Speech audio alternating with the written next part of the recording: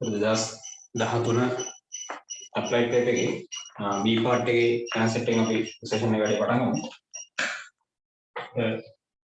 B part එකේ මුල්ම ගානේ 11 වෙනි ගාන 11 වෙනි ගානේ A කොටස මම ගත්තොත් ගානේ A කොටස අපිට දීලා දෙනවා අංශුවක් අචල දෘಢ තිරස් ගෙවීමක වූ ලක්ෂයකින් සිරස්ව උඩු අතට u ප්‍රවේගයෙන් ප්‍රක්ෂේපණය කරනු ලැබේ. ගුරුත්වය යටතේ චලනය වීමෙන් පසු එය ගෙවීම හා ගැටේ. अंशुव हा ගෙවීම අතර ප්‍රත්‍යයගත සංගුණකයේ e කියන එක බිඳුවත් එකක් අතරාගයක්. අපි දන්නවා ප්‍රත්‍යයගත සංගුණකයේ බිඳුවත් එකක් අතරාගයක්. ප්‍රත්‍යයගත සංගුණකයේ එක නම් ඒක පූර්ණ ප්‍රත්‍යස්ත ගැටුමක් වෙනවා. අපිට කියනවා තුන්වන ගැටුම දක්වා अंशුවේ චලිතය සඳහා ප්‍රවේග කාල වක්‍රයේ දල සටහනක් අඳින්න. තුන්වන ගැටුම දක්වා अंशුවේ ප්‍රවේග කාල තුන්වන ගැටුම දක්වා अंशුවේ චලිතය සඳහා ප්‍රවේග කාල වක්‍රයේ දල සටහනක් නිර්මාණය කරන්න. ඒතර අපි දන්නවා u ප්‍රවේගයෙන් තිරස්ව ඉහළට ප්‍රක්ෂේපණය කරන ලද අංශුව ස්වභාවිකව නැවත u ප්‍රවේගයෙන්ම තමයි තිරස්ව පහළ දිශාවට පොළවේ වදින මොහොත දක්වා එන්නේ. ඒ කියන්නේ ආරම්භයේදී මොකට u ප්‍රවේගයක් ලබා දුන්නාට පස්සේ තිරස් පොළව මට්ටමේ ඉඳන් නැවත මොහු පොළවට ළඟා වෙන්නේ එම u ප්‍රවේගයෙන්ම ඊට ප්‍රතිවිරුද්ධ දිශාවට ප්‍රවේගයේ දිශාව මාරු වෙන අවස්ථාව වෙන්නේ. ඒකට අපිට මුලින්ම මේ අවස්ථාවන් ටික පොඩ්ඩක් විවරණය කරගෙන යන්න පුළුවන්. මොකද වෙන්නේ කියන එක ගැන. ඒකට u ප්‍රවේගයෙන් अंशुව ඉහළට ප්‍රක්ෂේපණය කරාට පස්සේ අපිට මු නැවත මේ ආකාරයෙන් සිරස්ව ඉහළට ගමන් කරලා ප්‍රවේගයේ බිඳුවක් කරන අවස්ථාවක් එනවා. නැවත මු පහළට චලිත වෙනවා. ඒකට මෙතනදී මු u ප්‍රවේගයෙන් තමයි ඇවිල්ලා වදින්නේ. ඒකට ප්‍රත්‍යයගත සංගුණකයේ e නිසා පොලාපයනම සිද්ධ වෙන්නේ. පොලාපයන ප්‍රවේගයේ eu කියන ප්‍රවේගයෙන්. ඒකට eu කියන ප්‍රවේගය අපිට u ට වඩා අඩු වගේක් අත්තරනවා. මොකද e වලගේ බිඳුවත් එකක් අතර අගයක් නිසා. එහෙනම් මු අනිවාර්යයෙන්ම සිරස්ව ඉහළට ගමන් කරලා ප්‍රවේගයේ බිඳුවක් කරන මොහොතක් එනවා. ගුරුත්වය යටතේ සිරස් චලිතයක් සිද්ධ වෙන වෙලෙදී ප්‍රවේගයේ බිඳුවක් කියලා මු නැවත පහළට චලිත වෙනවා. ඒතකොට මෙතනදී ප්‍රවේගය තමයි eu කියලා මම ගත්තේ. මු නැවත පහළට චලිත වෙද්දී මෙතන ඇවිල්ලා වදින ප්‍රවේගයත් eu. ඒතකොට eu ප්‍රවේගයෙන් වැදිලා මු සිරස්ව ඉහළට චලිත වෙන මේ මොහොතේ ඒ කියන්නේ පොලාපනින් ප්‍රවේගයේ e වර්ග u වෙනවා. පොලාපනින් ප්‍රවේගයේ e වර්ග u. හරිනේ. ඒතකොට e වර්ග u කියන ප්‍රවේගය අපිට eu කියන ප්‍රවේගයටත් වඩා අඩු වගේ. මොකද අපි දන්නවා බිඳුවත් එක අතර සංඛ්‍යාවලදී විශේෂ හැසිරීමක් e වලගේ බිඳුවත් එක අතර අගයක්නේ. ඒතකොට e ගේ වර්ගය කියන අගේ අපිට අනිවාර්යයෙන්ම ඊටත් වඩා කුඩා අගයක්. හරිනේ. e ගේ ඝනය කියන අගේ මීටත් වඩා කුඩා අගයක්. e ගේ හතරවන බලය මීටත් වඩා කුඩා අගයක්. හරිනේ. පැහැදිලි අයිඩියා එක e වලගේ අපිට එකට වඩා කුඩායි. ඒතකොට බිඳුවත් එක අතර සංඛ්‍යාවක් නිසා e කියන අගේ අපිට මේ ආකාරයෙන් රටාවක් දකින්න පුළුවන්. බිඳුවත් එක අතර සංඛ්‍යාවල අපි දන්නවා විශේෂ හැසිරීමක්. අපි දන්නවා භාගයේ වර්ග කරාම 4n එකයි 4n එක වර්ග කරාම 16n එකයි. භාගයට වඩා 4n එක කුඩායි 4n එකට වඩා 16n එක කුඩා වෙනවා නේ. හරිනේ. ඒතර n විශාලත්වය අඩු වෙමින් බිඳුවට ආසන්න අගයක් දක්වාම බිඳුවට කරා එළඹෙන එක තමයි අතන වෙන්නේ. හරිනේ. බලය වැඩි වෙන්න මොකද බිඳුවට ආසන්න වෙනවා. ඒතර අපිට මෙතනදී e වර්ග u කියන ප්‍රවේගය නම් eu කියන ප්‍රවේගයකට වඩා අඩු ප්‍රවේගයක්. මේ ප්‍රවේගයෙන් මු සිරස් ඉහළට ප්‍රක්ෂේපණ ඉහළට ගමන් කරලා ප්‍රවේග බිඳුවක් කරන මොහොතක් තියෙනවා. නැවත සිරස් මු පහළට චලිත වෙනවා. මු පහළට ඇවිල්ලා වදින ප්‍රවේගය නැවත e වර්ග u. මු නැවත ඉහළට චලිත වෙන්නේ. පොලා පැනීම නිසා ඉහළට චලිත වෙනවා e ඝනය u කියන ප්‍රවේගය. හරිනේ. මේ ආකාරයෙන් අපිට ඔය ගැටුම ගැන සලකන්න පුළුවන්. ඒතකොට අපි ගාණිතික කියන්නේ තුන්වන ගැටුම දක්වා अंशුවේ චලිතය සඳහා ප්‍රවේග කාල ප්‍රස්ථාරයේ දල සටහනක් අඳින්න. ඒතකොට මේ තියෙන අතරම පළමු ගැටුම. මේ තියෙන පළවෙනි ගැටුම නේ. මේ තියෙන දෙවෙනි ගැටුම. ඒතකොට මෙතන අපිට තීරණය කරන්න පුළුවන්. u ප්‍රවේගයෙන් ඇවිල්ලා මෙතන මේ තියෙන u ප්‍රවේගයෙන් ඇවිල්ලා ගැටුමෙන් පසු ගැටුමට මොහොතකට පෙර ප්‍රවේගය ගැටුමට මොහොතකට පසු ප්‍රවේගය වෙන්නේ. ඒ වගේම මෙතන තියෙන ගැටුමට මොහොතකට පෙර ප්‍රවේගයේ eu ගැටුමට මොහොතකට පසු ප්‍රවේගයේ e වර්ග u. ඒ විදිහට මෙතන තියෙනවා අපිට ගැටුමට මොහොතකට පෙර ප්‍රවේගයේ තුන්වන ගැටුමේදී ගැටුමට මොහොතකට පෙර ප්‍රවේගයේ e වර්ග u ගැටුමට මොහොතකට පසු ප්‍රවේගයේ e ඝනය u. කරන අයිඩියා එක මේ ආකාරයෙන් අපිට තීරණය කරන්න පුළුවන්. තුන්වන ගැටුම දක්වා අපෙන් අහන්නේ තුන්වන ගැටුම දක්වා චලිතය ගැන තමයි අපිට තීරණය කරන්න තියෙන්නේ. ඒකට තුන්වන ගැටුම දක්වා अंशුවේ චලිතය සඳහා ප්‍රවේග කාල ප්‍රස්ථාරයේ දල සටහනක් අඳින්න. ඒතර ප්‍රවේග කාල ප්‍රස්ථාරය නිර්මාණය කරද්දී මම තීරණය කරනවා මේ පොළොව මට්ටමේ සිට ඉහළට මනින ලබන රාශිය ධන ලෙස මීට මේ පොළොව මට්ටමේ සිට ඉහළ දිශාවට මනින ලබන රාශිය ධන ලෙස ඊට ප්‍රතිවිරුද්ධ දිශාවට මනින ලබන රාශිය ඍණ ලෙසත් මම සලකනවා. අපි දන්නවා මේ සියලුම චලිතයන් වලදී अंशු මත සිරස්ව පහළට G ගුරුත්ව ත්වරණය ක්‍රියාත්මක වෙනවා නේ. මෙතනදී අංශු මත සිරස්ස පහළට G ගුරුත්ව ත්වරණය ක්‍රියාත්මක වෙනවා. මෙතනදී අංශු මත සිරස්ස පහළට G ගුරුත්ව ත්වරණය ක්‍රියාත්මක වෙනවා. හරිනේ. ස්වභාවික අවස්ථාව.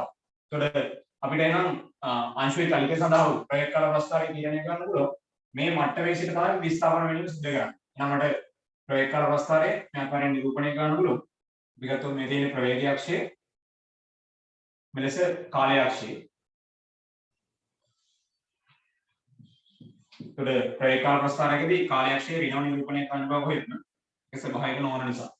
එතකොට මේ ප්‍රයෝග කළ අවස්ථාවේ චලිතීකරණය ආරම්භ කරන මොහොතේ t සමානයි බිඳුවේදී ආරම්භ වෙන්නේ මොකද්ද? u ප්‍රවේගයෙන් වූ චලිතය ආරම්භ වෙලා u ප්‍රවේගයෙන් වූ චලිතය ආරම්භ කළා ප්‍රවේගය බිඳුවක් වන මොහොත දක්වා මන්දනය වීමක් වෙන්නේ නේ. මොකද අපි සලකන ලබන දිශාවට ප්‍රතිවිරුද්ධ දිශාවට තමයි ගුරුත්ව ත්වරණය දෙන්නේ. එතකොට උ මන්දනයක්. හරිනේ.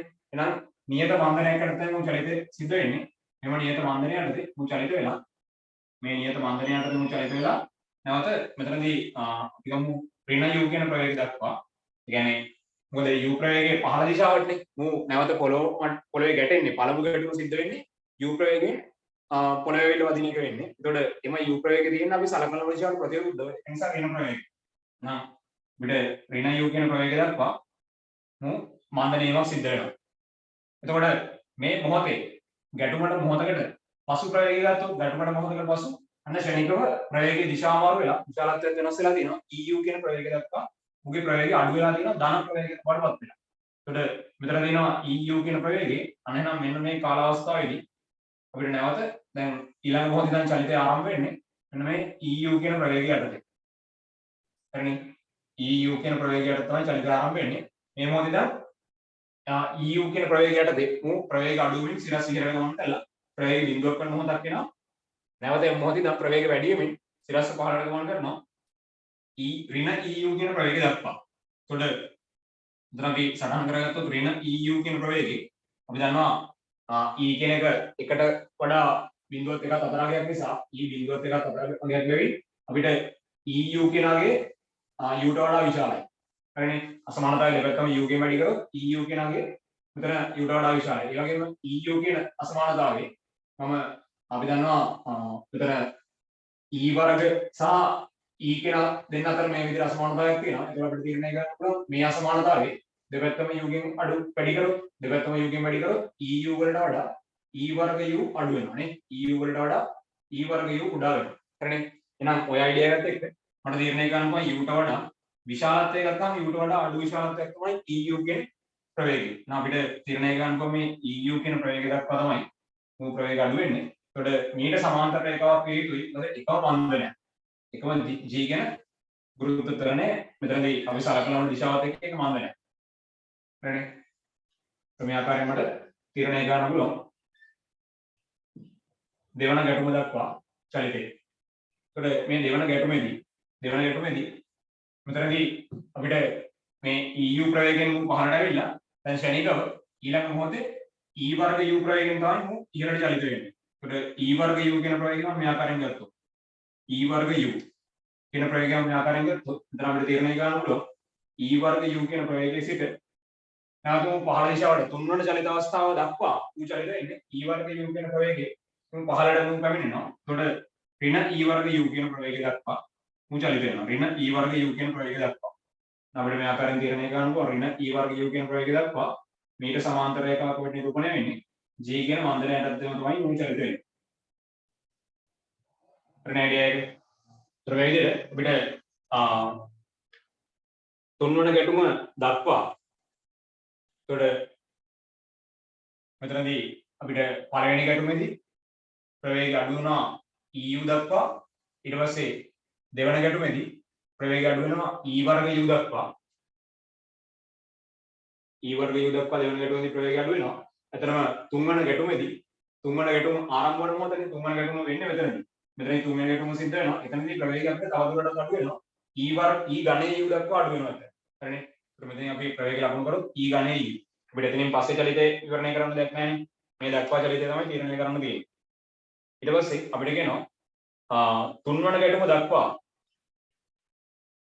දක්වා අංශු ගන්නා කාලය 2u බෙදීම g වරක් e 1 ධන e ධන e වර්ගය බව පෙන්වන්න. එතකොට අපිට මේ මුළු චලිතයට ගතවන කාලය දැන් නිර්ණය කරන්න ඕනේ. ඔය මුළු චලිතයට ගත වෙන කාලය අපිට තීරණය කරන්න ඕනේ. එතකොට අපි ගත්තොත් මෙතනදී කාලය නිර්ණය කරන්න මට කාලය වෙනම තීරණය කරන්න පුළුවන්.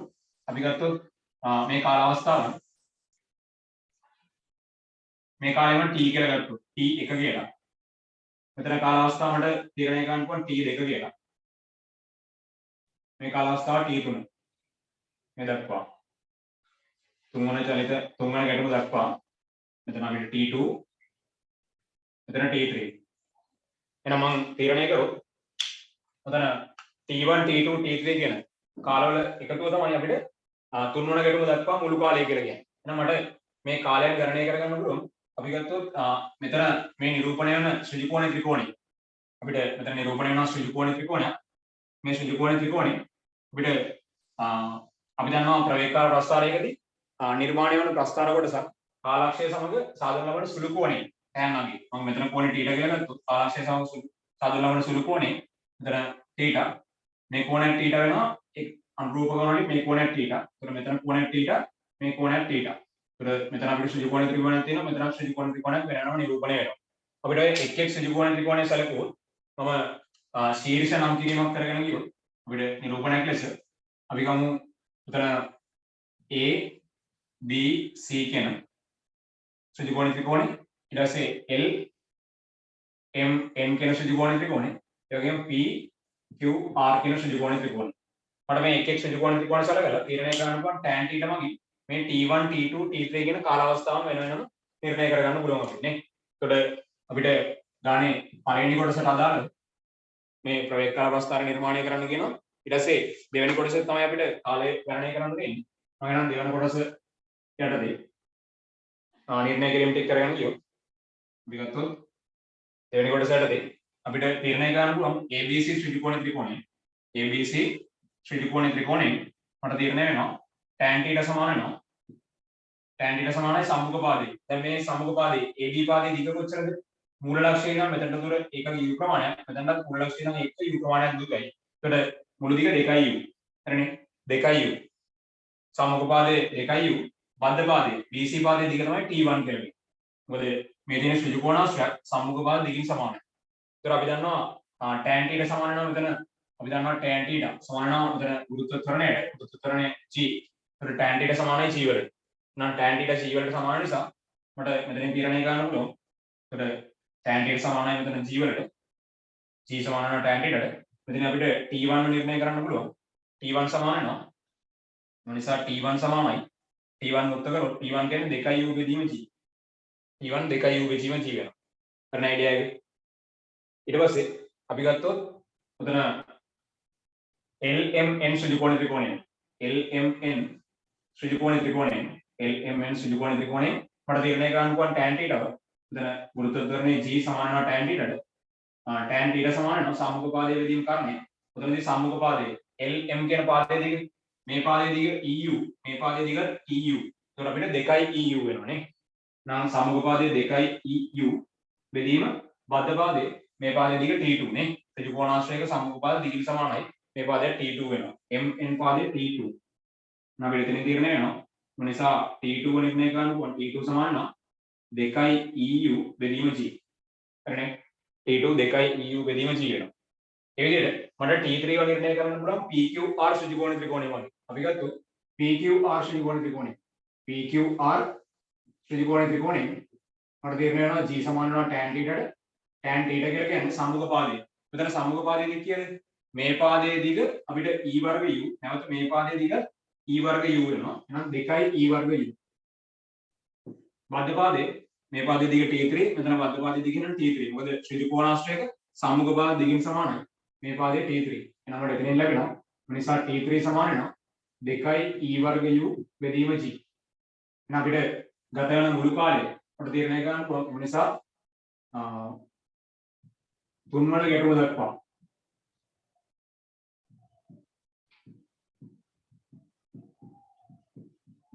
මුළු කාලය කැපිටල් T නම් කැපිටල් T සමාන වෙනවා T1 ධන T2 ධන T3 වලට ගැන ආදේශ කරන්න ගියොත් අපිට පොදු හරය ජීව සලකන්න පුළුවන් 2u එකක් පොත් සාදයක් පිළිතර ගන්න පුළුවන්. මට ලැබෙනවා නම් 2u බෙදීම g වරක් 1 ධන e ධන e වර්ගය. මේ ආකාරයෙන් අපිට තුන්වන ගැටුම දක්වා මුළු කාලය ගත නිර්ණය කරන්න පුළුවන් අවශ්‍ය ප්‍රතිඵලය ගොඩනගනවා. ඊට පස්සේ නිශ්චලතාවයට පැමිණීමට අංශුව ගන්නා මුළු කාලය 2u බෙදීම g වරක් 1 ඍණ e බව තවදුරටත් පෙන්වනවා. අන්න අපිට ලස්සන අයිඩියා එකක් තියෙනවා. දැන් ස්වභාවිකව මෙතන සෑම ගැටුම් අවස්ථාවකදීම අංශුවේ ප්‍රවේගය එන්නේ අඩු වෙන එකට වෙන්නේ. මුලින්ම u ප්‍රවේගයෙන් මූ සිරස් විහරට ප්‍රක්ෂේපණය කරා. නැවත u ප්‍රවේගයෙන් පොළොවට ළඟා වුණා. ඊට පස්සේ u ප්‍රවේගයෙන් පොළොවට ළඟා වෙන අංශුව පොළොව සමග ගැටිලා ප්‍රත්‍යේක සංගුණකේ e වලින් වැඩි වෙලා තමයි අපිට මූ පොළොවෙන් ආයෙ නැවත ඉහළට චලිත වෙන්නේ. එතකොට ගැටුමෙන් පසු ප්‍රවේගය eu බවට අඩු වෙනවා. u eu බවටපත් වුණා. නැවත දෙවන ගැටුමේදී e වර්ග u බවටපත් වුණා. ඊට පස්සේ මූ e ඝනය u බවටපත් වෙනවා. ඒ විදිහට අපි ගත්තොත් මෙතන මම තීරණය කරා මේ u කියන ප්‍රවේගයට වඩා eu කියන ප්‍රවේගය වැඩි අඩුයි. ඊට වඩා e වර්ග u කියන ප්‍රවේගය අඩුයි. ඔය විදිහට දැන් අපි ගත්තොත් මෙතන එකට වඩා අඩු ප්‍රවේගයක් මේ e වර්ග u කියන ප්‍රවේගයට වඩා තවත් අඩු ප්‍රවේගයක් තමයි e ඝනය u කියන ප්‍රවේගය. මේ ආකාරයෙන් අපිට ප්‍රවේගය එන්නේ අඩු වෙමින් ගමන් කරන්නේ. ඔය ප්‍රවේගය එන්නේ අඩු වෙමින් ගමන් කළා මූ ඇත්තටම අපිට ඉහළ දිශාවට පවතින ප්‍රවේගය බිඳුවට සමාන වන මොහොතේ තමයි අපිට මේ අංශුව නිශ්චලතාවයටපත් වෙන්නේ නේ. හරිනේ. අපිට තීරණය කරන්න පුළුවන්. ඔතන කියනවා නිශ්චලතාවයට පැමිණීමට අංශුව ගන්නා මුළු කාලය. එහෙනම් අපිට මේ විදිහට රටාවක් දකින්න පුළුවන් ප්‍රවේගය u eu e වර්ග u e ඝනය u e හතරවෙනි බලය u e පස්වන බලය u e හයවන බලය u. ඒ විදිහට අපිට අනන්ත වරක් ඡේදනය වෙලා අනන්ත වරක් මූ ගැටීමකින් තමයි අපිට ප්‍රවේග බිඳුවක් ගන්න මොහොත ලැබෙන්නේ. හරිනේ. සාධාරණ අපිට එහෙම තීරණයක් ගන්න පුළුවන්. හරිනේ. ස්වභාවිකව නිරීක්ෂණ ප්‍රතිඵලයක් ලෙස අපිට තීරණය වෙන අවස්ථාවක්. හරිනේ. එහෙනම් මම ගත්තොත් අපිට පළමු වර ගැටුම, දෙවන වර ගැටුම සහ තුන්වන වර ගැටුම ගත්තොත් නම් මෙතන නිරූපණය වෙනවා පළමු වර, දෙවන වර සහ තුන්වන වර ගැටුම දක්වා. හරිනේ. තුන්වන ගැටුම දක්වා මුළු කාලය ගත්තයි. e වල බලය එන්නේ 2යි. අන්න බලයට වඩා එකක් අඩු වගේක් මෙතන වෙලා තින්නේ. මට එනම් සාධාරණ n වන ගැටුම දක්වා ගතවන මුළු කාලය තීරණය කරන්න පුළුවන් නේද මේ රටාව දිහා බලලා. නිරීක්ෂණ ප්‍රතිඵලයක් කරාම මේ ප්‍රතිඵලය කියන්නේ. මේ දෙන්නේ අපි දැන් සරලව අපි ගත්තොත් පළමු ගැටුමේදී එන්නේ 2u බෙදීම g විතරයි. පළමු ගැටුමේදී කාලය 2u බෙදීම d. දෙවන ගැටුම දක්වා කාලය ගත්තොත් මේ t1 ධන t2 නේ. t1 ධන t2. එතකොට 2u බෙදීම g එකක් කොටසක් පිටතට ගත්තාම 1 ධන e වෙනවනේ. ප්‍රතිඵලය 1 ධන e. ආරම්භක චලිත අවස්ථාවේ නම් දෙවන ගැටුම දක්වා කාලය 2u බෙදීම g වරක් 1 ධන e බවටපත් වෙනවා. අවසන් වෙන්නේ මොකද්ද? e ගේ පළවෙනි බලය. එහෙනම් දෙවන ගැටුම නම් බලය එකක් අඩු වෙලා තියෙනවා. e වල බලය එකක් අඩු වෙලා. තුන්වන ගැටුම දක්වා වෙද්දී අපිට e වල බලය එකකින් අඩු වෙනවා. e වර්ගය දක්වා සෙට් වෙන්නේ නේ. එක කියලා කියන්නේ e ගේ බිඳුවෙනි බලය, e ගේ බිඳුවෙනි බලය, e ගේ පළවෙනි බලය, e ගේ දෙවන බලය දක්වා. තුන්වන ගැටුම දක්වා ගතවන කාලය කිව්වම මෙතන e වර්ගයෙන් තමයි අවසන් වෙලා තියෙන්නේ. එහෙනම් මට සාධාරණව තීරණය කරන්න පුළුවන් n වන ගැටුම දක්වා ගතවන කාලය n වන ගැටුම දක්වා ගතවන කාලය මොකක්ද දෙන්නේ? 2u බෙදීම g වරක් 1 ධන e ධන e ගේ වර්ගය ධන e ඝනය ධන e ගේ හතරවෙනි බලය. ඒ ආකාරයෙන් e ගේ n ඍණ 1 වන බලය දක්වා වෙන්න ඕනේ. මොකද අපිට ගැටුම කී වෙන ගැටුමද ඒ ගැටුමේ අංකයට වඩා එකක් අඩු බලය නිර්මාණය වෙන්නේ නේ. තුන්වන ගැටුම දක්වා නම් ගත කරන කාලේ මෙතන බලය 3යි එකක් අඩුයි 2 බවටපත් වෙලා තියෙනවා. එහෙනම් ඒ විදිහට මට ලස්සන අයිඩියා එකක් ගන්න පුළුවන්. අපිට තීරණය ගන්න පුළුවන් මේ ආකාරයෙන්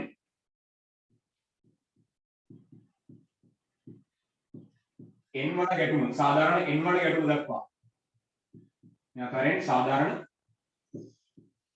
n වන ගැටුම දක්වා ගතවන කාලය කැපිටල් Tn නම් n වන ගැටුම දක්වා ගතවන කාලය නම් Tn කියලා අංකණය කරොත් අපිට තීරණය කරන්න පුළුවන් Tn කියන්නේ කවුද? ඒතර අපිට Tn කියලා කියන්නේ 2u බෙදීම g වරක් අපිට වෙනවා 1 ධන e ධන e වර්ග ධන මේ ආකාරයෙන් e ගේ n ඍණ 1 වන බලය දක්වා. හරිනේ. e ගේ n ඍණ 1 වන බලය දක්වා. පැහැදිලිද?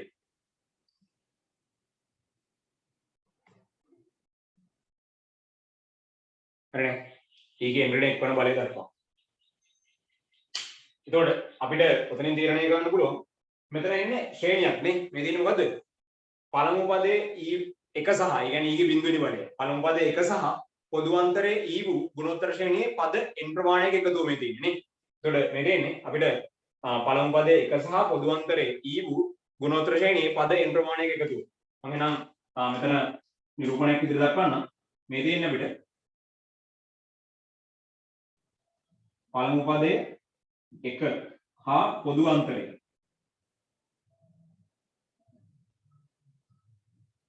පොදු අනුපාතය පොදු අනුපාතයේ EU ගුණෝත්තර ශ්‍රේණියක් නේ. පොදු අනුපාතයේ EU ගුණෝත්තර ශ්‍රේණියේ පද n ප්‍රමාණයක අයිතිය. පද n ප්‍රමාණයක එකතුව. හරිනේ. ඔතන අපිට තියෙන්නේ පළමු පදයේ 1 හා පොදු අන්තරය. පළමු පදයේ 1 හා පොදු අනුපාතය. පළමු පදයේ 1 සහ පොදු අනුපාතයේ EU ගුණෝත්තර ශ්‍රේණියේ පද n ප්‍රමාණයක එකතුව තමයි මේ තියෙන්නේ. හරිනේ. අපිට ඔක දකින්න පුළුවන් අයිඩියා එකක්. එහෙනම් මට දැන් මෙතනින් tn සඳහා ගොඩනගෙන සම්බන්ධතාවය පොඩ්ඩක් සරල කරගෙන අපිට එතනින් දකින්න පුළුවන් පද අනන්ත ප්‍රමාණයක එකතුව මගින් තමයි අපිට නිශ්චලතාවයට එළඹීමට ගත වෙන කාලය නිර්ණය කරන්න පුළුවන්. එතකොට අපිට මේ නිරීක්ෂණ ප්‍රතිඵලයක් කරා ස්වභාවික චලිතයත් එක්ක නිරීක්ෂණ ප්‍රතිඵලයක් කරා තමයි මේක තීරණය කරන්නේ. ස්වභාවික චලිතයෙන් තමයි මුලින්ම තීරණය කරන්නේ. අපිට අනන්ත වරක් මේ ගැටීම සිද්ධ වෙන්න ඕනේ. එතකොට තමයි අපිට නිශ්චලතාවයට එළඹෙන අවස්ථාව ගැන අදහසක් ගන්න පුළුවන්. එහෙනම් අපිට අනන්ත වරක් ගැටීමක් සිද්ධ වෙන නිසා සාධාරණ ගැටීම දක්වා සාධාරණ n1 ගැටීම දක්වා ගත වෙන කාලය අපි නිර්ණය කරගත්තා නම් එතනින් අපිට අර අනන්ත වරක් ගැටෙන අවස්ථාව ගැන පොඩි අදහසක් ගන්න පුළුවන් ශ්‍රේණි සංකල්පය ගැන සලකලා. එහෙනම් මට මෙතනින් ඇත්තටම මේ නිරූපණයක් විදිහට ගත්තාම නම් මේ ශ්‍රේණියේ පද අනන්ත ප්‍රමාණයක එකතුව තමයි අපිට ඔතන නිරූපණය වෙන්න ඕනේ. මේ ශ්‍රේණියේ පද අනන්ත ප්‍රමාණයක එකතුව 2u බෙදීම g එකෙන් වැඩි වුණා නම් අපිට ඔතන ලැබෙනවා නිශ්චලතාවයට එළඹීමට ගත වෙන කාලය. හරිනේ. එහෙනම් මම ඔතන ශ්‍රේණියේ පද n ප්‍රමාණයක එකතුව ගැන තීරණයක් ගත්තා. මේ කියන්නේ පළමු පදයේ 1 සහ පොදු අනුපාතයේ E1 ගුණෝත්තර ශ්‍රේණියේ පද n ප්‍රමාණයක එකතුව. එහෙනම් අපිට මේ හැඩේ සරල කරගන්න ක්‍රමයක් ගන්නවා. ගුණෝත්තර ශ්‍රේණියක පද n ප්‍රමාණයක අයිතිය අපි සරලව ලියන්න දන්නවා. පළමු පදයේ සිම්පල් a සහ පොදු අනුපාතයේ r වූ ගුණෝත්තර ශ්‍රේණියේ පද n ප්‍රමාණයක අයිතිය මොකක්ද වෙන්නේ? සිම්පල් a වරක් 1 ඍණ පොදු අනුපාතයේ n වන බලය බෙදීම 1 ඍණ පොදු අනුපාතය නේ. හරිනේ. පළමු පදයේ a සහ පොදු අනුපාතයේ r වන ගුණෝත්තර ශ්‍රේණියේ පද n ප්‍රමාණයක එකතුව අපිට සමාන වෙනවා සිම්පල් a වරක් 1 ඍණ r ගේ n වන බලය බෙදීම 1 ඍණ r. හරිනේ. දැන් මේ පළමු පදයේ වරක් 1 ඍණ පොදු අනුපාතයේ n වන බලය බෙදීම 1 ඍණ පොදු අනුපාතය. හරිනේ. අපි දන්න ප්‍රතිඵලයක් අපිට පාවිච්චි කරන්න පුළුවන් උතනට. එතකොට ගන්න දැන් මෙතනින් පස්සේ ගණනය කිරීම වලට අපිට මේ ටික මකන්න ඕන නිසා මම ලකුණු වෙන වෙන විදිහේ මුලින්ම තීරණය කරනවා මේ කොටස් ටිකට. අපිට ප්‍රවේග කාල ප්‍රස්ථාරය තීරණය කරද්දී කාලක්ෂයන් ප්‍රවේගක්ෂයන් වෙන වෙනම දක්වමින් මේ ප්‍රවේගයන් නිවැරදිව සටහන් කරමින් කියන්නේ විශාලත්වයෙන් එන්නේ නඩු වෙන බව දක්වමින් ප්‍රවේග නිවැරදිව සටහන් කරමින් මේ ප්‍රස්ථාර කොටස් තුනම නිරූපණය කරනකොට එක් ප්‍රස්ථාර කොටසට ලකුණු 10 ලැබෙනවා. ඒතර මේ ලකුණු 10 හම්බ වෙන්න නම් ඔය ප්‍රස්ථාර එක ප්‍රස්ථාරයේ එකිනෙකට සමාන්තර බව දක්වලා තියෙන්න ඕනේ. මේ ආරම්භක සහ අවසන් ලක්ෂවල ප්‍රවේගයන් නිවැරදිව සටහන් වෙලා තියෙන්න ඕනේ. ඔය ලකුණු 10 කොටස් තුන අපිට හම්බ වෙනවා. ඊට පස්සේ අපිට ගානේ දෙවෙනි කොටස තිබ්බේ දෙවන වර ගැටුම දක්වා නැත්නම් තුන්වන වර ගැටුම දක්වා ගතවන කාලය ගැන තීරණය කරන්න. ඒතර අපිට උතන තීරණය කරන්න පුළුවන් මේ පළමු වර ගැටුම දක්වා පළමු වර ගැටුමේ කාලය ගණනය කරනකොට ලකුණු 5යි. දෙවන වර ගැටුමට ගතවන කාලය වෙනම. පළමු ගැටුමේ සිට දෙවන වර ගැටුමට ගතවන කාලය වෙනම තීරණය කරා. ඒකට ලකුණු 5ක් ඒ වගේම දෙවන ගැටුමේ සිට තුන්වන ගැටුම දක්වා ගතවන කාලය T3 කියලා වංකනය කරගත්තා. ඒකත් එක්ක එම කාලය ගණනය කරනකොට T3 ව නිර්ණය කරගන්නකොට ලකුණු 5 බැගින් අපිට වෙන වෙනවා. එතනට ලකුණු 15ක් වෙන වෙනවා. ඊට පස්සේ මුළු කාලය තීරණය කරමින් අපිට මුළු කාලය වෙනස ගණනය කරලා වෙන්නකොට ලකුණු 5ක් වෙන වෙනවා. අන්න අයිඩියා එක.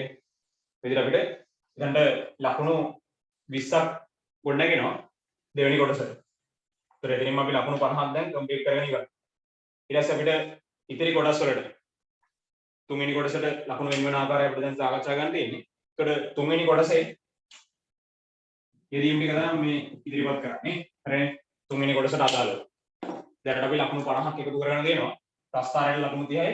පළවෙනි කොටසට ලකුණු 20යි. හරිනේ. ලකුණු 50ක් අපි එකතු කරගෙන දෙනවා. පැහැදිලි අයිඩියා එක.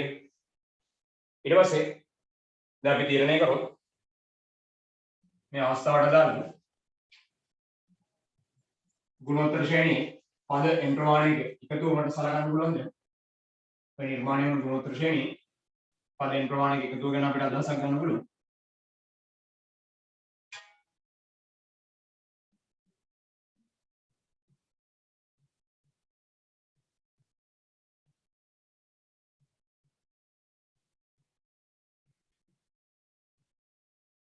මම ගත්තොත් උතන දැන් පළමු පදයේ 1 සහ පොදු අන්තරයේ සිම්පල් e වූ ගුණෝත්තර ශ්‍රේණියේ පදයෙන් ප්‍රමාණයක එකතුව. එතකොට මම ගත්තොත් පළමු පදයේ a හා පොදු අන්තරයේ r වූ ගුණෝත්තර ශ්‍රේණියේ පදයෙන් ප්‍රමාණයක එකතුව අපිට ලියන්න පුළුවන්. පළමු පදයේ වරක් එකරින පොදු අනුපාතයේ n වන බලය බෙදීම එකරින පොදු අනුපාතය නේ. එහෙනම් අපි දන්නවා පළමු පදයේ 1යි. නමට උතන හැඩය වෙනස් කරගන්න පුළුවන්. ඒ නිසා tn සමාන වෙන්න ඕනේ. අපිට 2යි u බෙදීම c වරක් පළමු පදයේ 1යි වරක් එකරින පොදු අනුපාතයේ පූර්ණ n වන බලය බෙදීම එකරින පොදු අනුපාතය. හරිනේ. එතකොට අපිට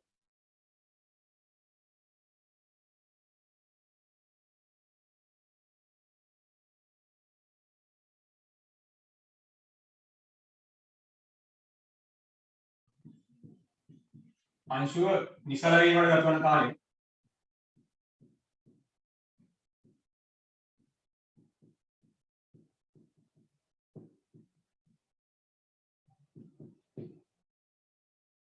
මේ ආකාරයෙන් අපිට ගොඩනගා ගන්න පුළුවන්. සීමාව n අනන්ත වෙත යනකොට tn. මොකද අනන්ත වරක් ගැටුමින් පස්සේ තමයි අනන්ත වන ගැටුමින් තමයි අපිට කියන්නේ අනන්ත වරක් ගැටි අවසානයේ අංශුව නිසල වේ කියන අයිඩියා එක. හරිනේ. එතකොට අපි ගත්තොත් අනන්ත වරක් ගැටි අංශුව නිසල වෙන බව සැලකීමෙන් එන මට දැන් තීරණය ගන්න පුළුවන්. එම නිසා අපිට අංශුව නිසල වීමකට ගත වන කාලය තීරණය ගන්න පුළුවන්. ඒ නිසා අංශුව නිසල වීමට ගත වන කාලය සමාන වෙනවා. එතන 2යි u බෙදීම c කියන නියතය තියාගෙන ඊළඟ සීමාවක ගත්තොත් සීමාව අනන්තයට ගමන් කරද්දී එකරින e ගේ n වන බලය බෙදීම එකරින e. අපි දන්නවා බිඳුවත් එකත් අතර සංඛ්‍යාවලදී විශේෂ හැසිරීම බිඳුවත් එකත් අතර සංඛ්‍යාවක n වන බලය ගනිද්දී අපිට මෙතන බිඳුවත් එකත් අතර සංඛ්‍යාවක බලය n වැඩි වෙන්න මොකද වෙන්නේ? අගේ n විශාලත්වය අඩු වෙලා මොකද බිඳුවට ආසන්න වෙන එකට වෙන්නේ. හරිනේ. එතකොට අපි ඒ අයිඩියා එකෙන් මෙතන තීරණය ගන්න පුළුවන්. මෙතන තීරණය ගන්න පුළුවන් n අනන්තය වෙත ගමන් කරන විට මෙයාගේ සීමාවේ බිඳුව එක ගමන් කරන බව. හරිනේ. උගේ සීමාවේ බිඳුව එක ගමන් කරන බව. එතකොට මෙතන අපිට ඇත්තටම අයිඩියා එක n ගේ අනන්ත වෙනි බලය බිඳුව වෙත ආසන්න වෙන්නේ e වලගේ මෙතන e ගේ අනන්ත වෙනි බලය බිඳුව වෙත ආසන්න වෙනවා කියලා අපි සලකන්නේ. මොකද e කියනගේ බිඳුවත් එකත් අතර සංඛ්‍යාවක් නිසා. බිඳුවත් එකත් අතර සංඛ්‍යාවක බලය වැඩි වෙන්න උගේ විශාලත්වය අඩු වෙනවා. ඌ බිඳුවට ආසන්න ඉලක්කමක් වෙනවා. අපිට ඒ අදහසින් මෙලෙස තීරණය ගන්න පුළුවන්. අපිට ප්‍රතිඵලය ගොඩනගන්නේ මෙතන ලවය එකක් වෙනවා.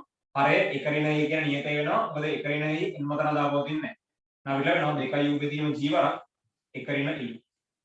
මේ ආකාරයෙන් අපිට අංශුව නිසල වීමට ගත වන කාලය මෙලෙස නිර්ණය කරන්න පුළුවන්.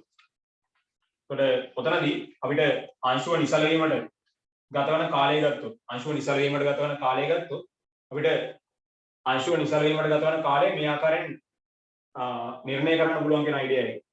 කියන්නේ අතරම අපිට පද n ප්‍රමාණයක එකතුව සාකමින් මෙලෙස දක්වන්න පුළුවන් කියන අයිඩියා එකෙන් අපි ගත්තොත් උතර මේ නිරූපණයට අපිට ලකුණු 5ක් වෙන වෙනවා. මේ අදහස පාවිච්චි කරලා දෙනකොට. ඒ වගේම ඊට පස්සේ අපි ගත්තොත් උතන සාධාරණ n වන පදේ මම මෙලෙස සලකලා මෙතන තියෙන්නේ ගුණෝත්තර ශ්‍රේණියක් කියන එක දකින්න එක. හරිනේ. මෙතන තියෙන ගුණෝත්තර ශ්‍රේණිය අපි දකිනවාට ලකුණු 5ක් දෙනවා. ඊට අදාළව අපි ගුණෝත්තර ශ්‍රේණියේ මේ පදයෙන් ප්‍රමාණයක එකතුව මේ ආකාරයෙන් නිර්ණය කරලා තියෙනවාට ලකුණු 5යි. ඒ වගේම අපි මෙතන සීමා අගේ නිවැරදිව සලකලා තියෙනවාට ලකුණු 5ක් දෙනවා. ගන්න අයිඩියා කරන්නේ. ඒතර මෙතන අපිට සීමා අගයත් එක්ක අපිට ගන්න දීලා තියෙන ප්‍රතිඵලය වෙත එළඹෙන්න පුළුවන්. එතකොට ඔතනදී මේ මූලික නිරූපණය තමයි වැදගත් වෙන්නේ. ගන්න අයිඩියා එක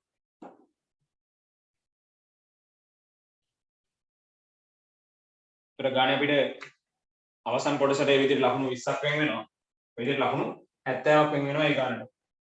ඒතර 11 වෙනි ගානේ A කොටස අපි ගත්තොත් 11 වෙනි ගානේ A කොටසේ ලකුණු වෙන් වෙලා තියෙන විදිහ මම ගත්තොත් 11 වෙනි ගානේ A කොටසේ අපිට පළවෙනි කොටසට يعني ප්‍රස්ථාරයට වෙන් වුණා ලකුණු 30ක්. ප්‍රස්ථාරයට ලකුණු 30යි. ඒ වගේම දෙවෙනි කොටස අපිට තුන්වන ගැටුම දක්වා ගතවන මුළු කාලය නිර්ණය කරනවාට එතන ලකුණු 20ක් වෙන් වෙනවා මේ නිරූපණයට.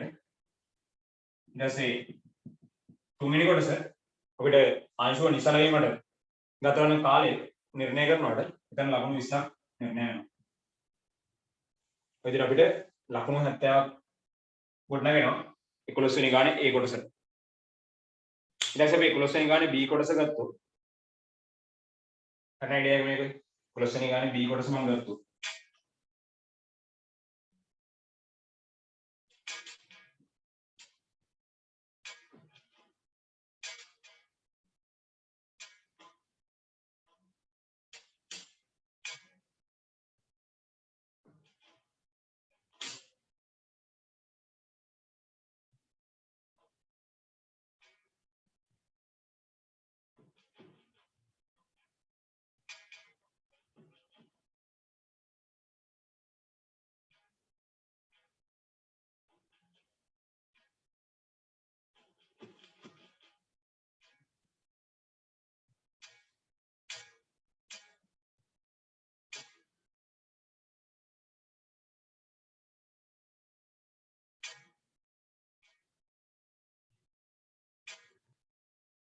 දැන් අපි 11 වෙනි ගානේ B කොටස ගත්තොත්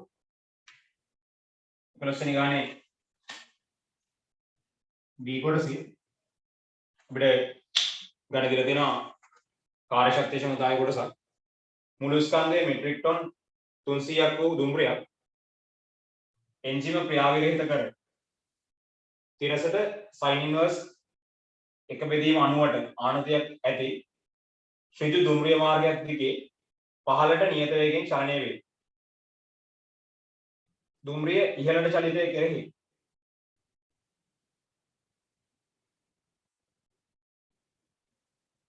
ඝර්ෂණ ප්‍රතිරෝධයේ විශාලත්වය පහළට චලිතයේදී වූ නියත අගයම පවතිනවා. දුම්රිය නියත පැයට කිලෝමීටර 54ක වේගයෙන්ම එම දුම්රිය මාර්ගයේම ඉහළට ඇදගෙන යාම සඳහා අවශ්‍ය ජවය 900 කිලෝවොට් බව පෙන්වනවා. එතකොට අපිට උතනදී ගුරුත්ව ත්වරණයේ අගය තප්පර වර්ගයට මීටර 9.8ක් බව නිර්ණය කරන්න කියලා දීලා තියෙනවා. ඒක දත්තයක් විදිහට පාවිච්චි කරන්න කියලා. එහෙනම් මට උතන තීරණය ගන්න පුළුවන්. අපි ගත්තොත් තිරසට ආනතේ ඇල්ෆා ලෙස නිරූපණය කරගත්තොත් ඒ දුම්රිය මාර්ගයේ අපිට ඇල්ෆා කියනගේ sin එක දීලා තියෙනවා.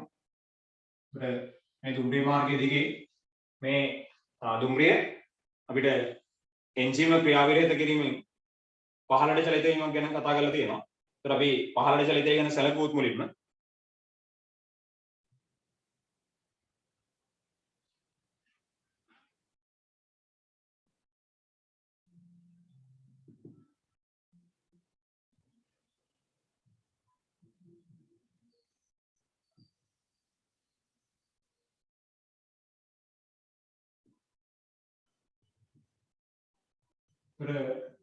මේ දුම්රියේ පහළට චලිතය ගැන අපි සැලකුවා. මෙතනදී ස්වභාවිකව ක්‍රියාත්මක වෙන්නේ දුම්රියේ මර සිරස්ව පහළට ක්‍රියාත්මක වෙනවා. මේ මාර්ගයෙන් නැති කරන ආනත මාර්ගයෙන් නැති කරන මාර්ග ප්‍රතිරෝධයේ චලිත දිශාවට ප්‍රතිවිරුද්ධ මාර්ග ප්‍රතිරෝධය තියෙනවා කැපිටල් R. එතනින් මාර්ග ප්‍රතිරෝධය කැපිටල් R කියලා කියන්න. මේ දෙන්න විතරයි ක්‍රියාත්මක වෙන්නේ. මේ ප්‍රකාශන බලයක් අපිට නිර්මාණය වෙන්නේ නැහැ. එන්ජිම තුලින් එන්ජිම ක්‍රියාවිරහිත කරලා අපිට ආනතලයේ දිගම පහළට එන්න සලස්වනවා. හරිනේ. ඒතර අපිට උතන තීරණය ගන්න පුළුවන් මේ sin alpha වලගේ sin alpha වලගේ මම ගත්තොත් sin alpha අපිට එක බෙදීම 98ක් පව දීලා තියෙනවා sin alpha වලගේ ඊට පස්සේ ස්කන්ධය අපිට දීලා තියෙනවා මෙට්‍රික් ටන් 300ක් කියලා. එතකොට මෙට්‍රික් ටන් 300ක්. එහෙනම් අපිට තීරණය ගන්න පුළුවන් එතන 300 වරක් එතන මෙට්‍රික් ටන් 300ක් දෙන්නේ මෙට්‍රික් ටොන් 300ක්. ඒතකොට අපිට මෙයා වැඩි වෙන්න ඕනේ 10 3 වෙන බලෙන්. වැඩි වෙන්න ඕනේ 10 3 වෙන බලෙන්. ඊට පස්සේ ගුරුත්ව ත්වරණය එමු වැඩි වෙද්දී අපිට බලය නිර්ණය වෙනවා 9.8යි.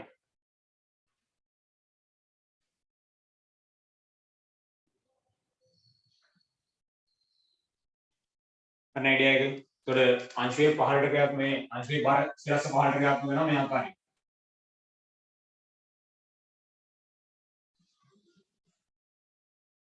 ඒතර අපි ගත්තොත් උතන ආනතරයේ දිගේ පහළට x සමානයෙන් මේ දුර.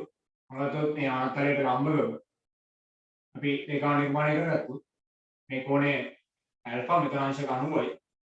මු 90 ඍණ ඇල්ෆා එනම් මේ කෝණය ඇල්ෆා බවට පත් වෙනවා. එතකොට බරේ සංරචනයක් අපිට ආනතරයේ දිගේ පහළට ක්‍රියාත්මක වෙනවා. එහෙනම් මම ආනතරයේ දිගේ පහළට මෙතන x සමානයෙන් මේ දුර. ඇල්ෆා ආනතරයේ දිගේ පහළට x සමානයෙන් මේ දුර. අපිට ක්‍රියාත්මක වෙනවා මේ බරේ සංරචකයේ මේ බරේ සංරචකයේ බර අපි ගත්තොත් මෙතන කැපිටල් MG ලෙස. මේ තියෙන කැපිටල් MG කියලා මම ගත්තොත් බර අපිට නිරූපණය කරන්න පුළුවන් MG capital MG sin alpha නේ. බරේ සංරචකයේ වෙත ක්‍රියාත්මක වෙනවා ආනතරයේ දිගේ sin MG sin alpha. ඊට පස්සේ ඊට ප්‍රතිවිරුද්ධව අපිට ප්‍රතිරෝධී බලය ක්‍රියාත්මක වෙනවා. ඊට ප්‍රතිවිරුද්ධව ප්‍රතිරෝධී බලය ක්‍රියාත්මක වෙනවා. ප්‍රතිරෝධී බලය මම කැපිටල් R කියලා ගත්තේ. එහෙනම් අපිට උතනින් අතරම ප්‍රතිරෝධී බලය ගැන අයිඩියා එකක් ගන්න පුළුවන්. මොකද මු ආනතරයේ දිගේ පහළට චලිත වෙන අවස්ථාව ගැන අපිට කියනවා ගානේදී නියත වේගයෙන් චලනය වේ. මුළු ස්කන්ධයේ මෙට්‍රික් ටොන් 300ක් වූ දුම්රියක් එන්ජිම ක්‍රියාවිරහිත කර තිරසට sin ඉන්වර්ස් එක බෙදීම 90ට ආනතියක් ඇති ඍජු දුම්රිය මාර්ගයක් දිගේ පහළට නියත වේගයෙන් චලනය වේ. නියත වේගයෙන් චලනය වෙන්න නම් මුගේ ත්වරණයේ බිඳුවක් වෙන්න ඕනේ නේ. හරිනේ. ඒතකොට අන්න ඒ අයිඩියා එක මෙතන ත්වරණයේ බිඳුවක් කියලා අපි සලකන්නේ. නියත ප්‍රවේගයෙන් චලිත වන බැවින් ත්වරණය ශුන්‍ය වේ යුතුයි. අන්න අයිඩියා එක. ගණිතයේ ත්වරණය ශුන්‍යයි කියලා ගන්න අදහස තමයි මෙතන මේ තීරණය කරන්නේ. නම් මට එතනින් තීරණය කරන්න පුළුවන් එතනම කැපිටල් R වලගේ සමාන mg sin alpha ට. අපි කැපිටල් R නිර්ණය කරගත්තොත් mg අපි දන්නවා එතන 300 වරක් 10 ඝනය වරක් 9.8 වරක් sin alpha කියන්නේ අපිට එක බෙදීම 98යි නේ. එක බෙදීම 98යි. අන්න අයිඩියා එක. නම් මට උතරින් තීරණය වෙනවා. මෙතන අපි ගත්තොත් 10 ගණනේ එක 10ක් මෙහාට සෙට් වෙද්දී 98ට 98ක් ඉවත් වෙනවා. ඒතකොට උතන අපිට 10 ගණනේ එකක් විතර යද්දී එතන 10 වර්ගය වෙනවා. 300 වරක් 10 වර්ගය. ඒතකොට ඒ කියන්නේ අපිට 30000යි නිව්ටන්. නිව්ටන් 30000ක් වෙනවා R කියන ප්‍රතිරෝධී බලය.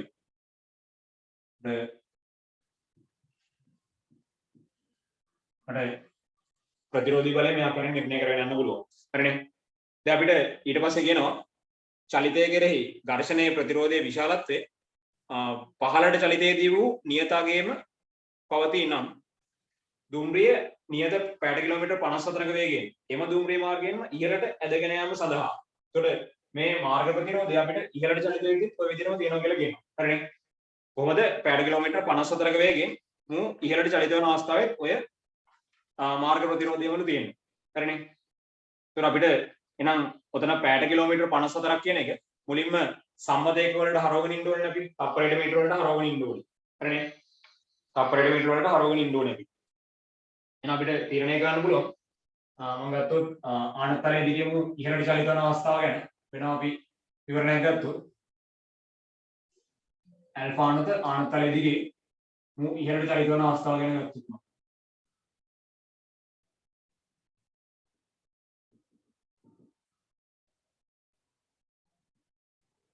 එතකොට දුම්රිය ඉහළට චලිත වන අවස්ථාව ගත්තොත් ඉතින් මුගේ බර සිරස පහට ක්‍රියාත්මක වෙනවා කැපිටල් MC මාර්ග ප්‍රතිරෝධය මේ ඉහළට චලිත වෙද්දී ඊට ප්‍රතිවිරුද්ධව ඇති කරන මාර්ග ප්‍රතිරෝධයේ චලිතයට ප්‍රතිවිරුද්ධව ඇති වෙන මාර්ග ප්‍රතිරෝධයේ R ඔය ආකාරයෙන්ම අපිට ක්‍රියාත්මක වෙනවා. විශාලත්වය වෙනසක් වෙන්නේ නැහැ. හරිනේ. හැබැයි මෙතනදී අපිට ආනත්තලයේ දිගේම ඉහළට චලිත වෙන්න නම් එන්ජිමෙන් නැති කරන්න ඕනේ ප්‍රකාශන බලයක් නේ. එන්ජිමෙන් නැති කරන්න ඕනේ ප්‍රකාශන බලයක් මම ගන්නවා P කියලා. එන්ජි වෙන්නේ නැති කරන ප්‍රකාශන බලය P කියලා මම ගන්නවා. හරිනේ. එන්ජි වෙන්නේ නැති කරන ප්‍රකාශන බලය මම P කියලා ගන්නවා. ඒතර අපිට ප්‍රවේගය ගැන අයිඩියා එකක් තියෙනවා. මම මේ පැත්තට ගමන් කරනවා පැයට කිලෝමීටර 54ක ප්‍රවේගයකින් නේ. ඒතර පැයට කිලෝමීටර 54ක ප්‍රවේගය මම මුලින්ම ඒකක වෙනස් කරලා නිර්ණය කරගන්න වෙනවා. කිලෝමීටර මීටර කරගන්න 1000 වැඩි කරනවා. මෙතන පැය තප්පර කරගන්න අපි දැන් 60 වරක් 60 කියන්නේ 360 බෙදනවා. අනේ අයිඩියා එක. ඒතර ඔය විදිහට අපිට සුළු කරගන්න පුළුවන් මුලින්ම මෙයාගේ ඒකක වෙනස් කරලා නේ. ඒකක පරිවර්තනය කරලා අපිට තීරණය කරන්න පුළුවන්. ඒක පරිවර්තනය කරද්දී මෙයා අපිට අවසානයේ සුළු කරගන්න පුළුවන්. මම හිතුවා මෙතන 10ට 10ක් කියවත් වෙනවා. මෙතන 10ක් කියවත් වෙනවා. අපිට සුළු කරගන්න පුළුවන්. මම ගත්තොත්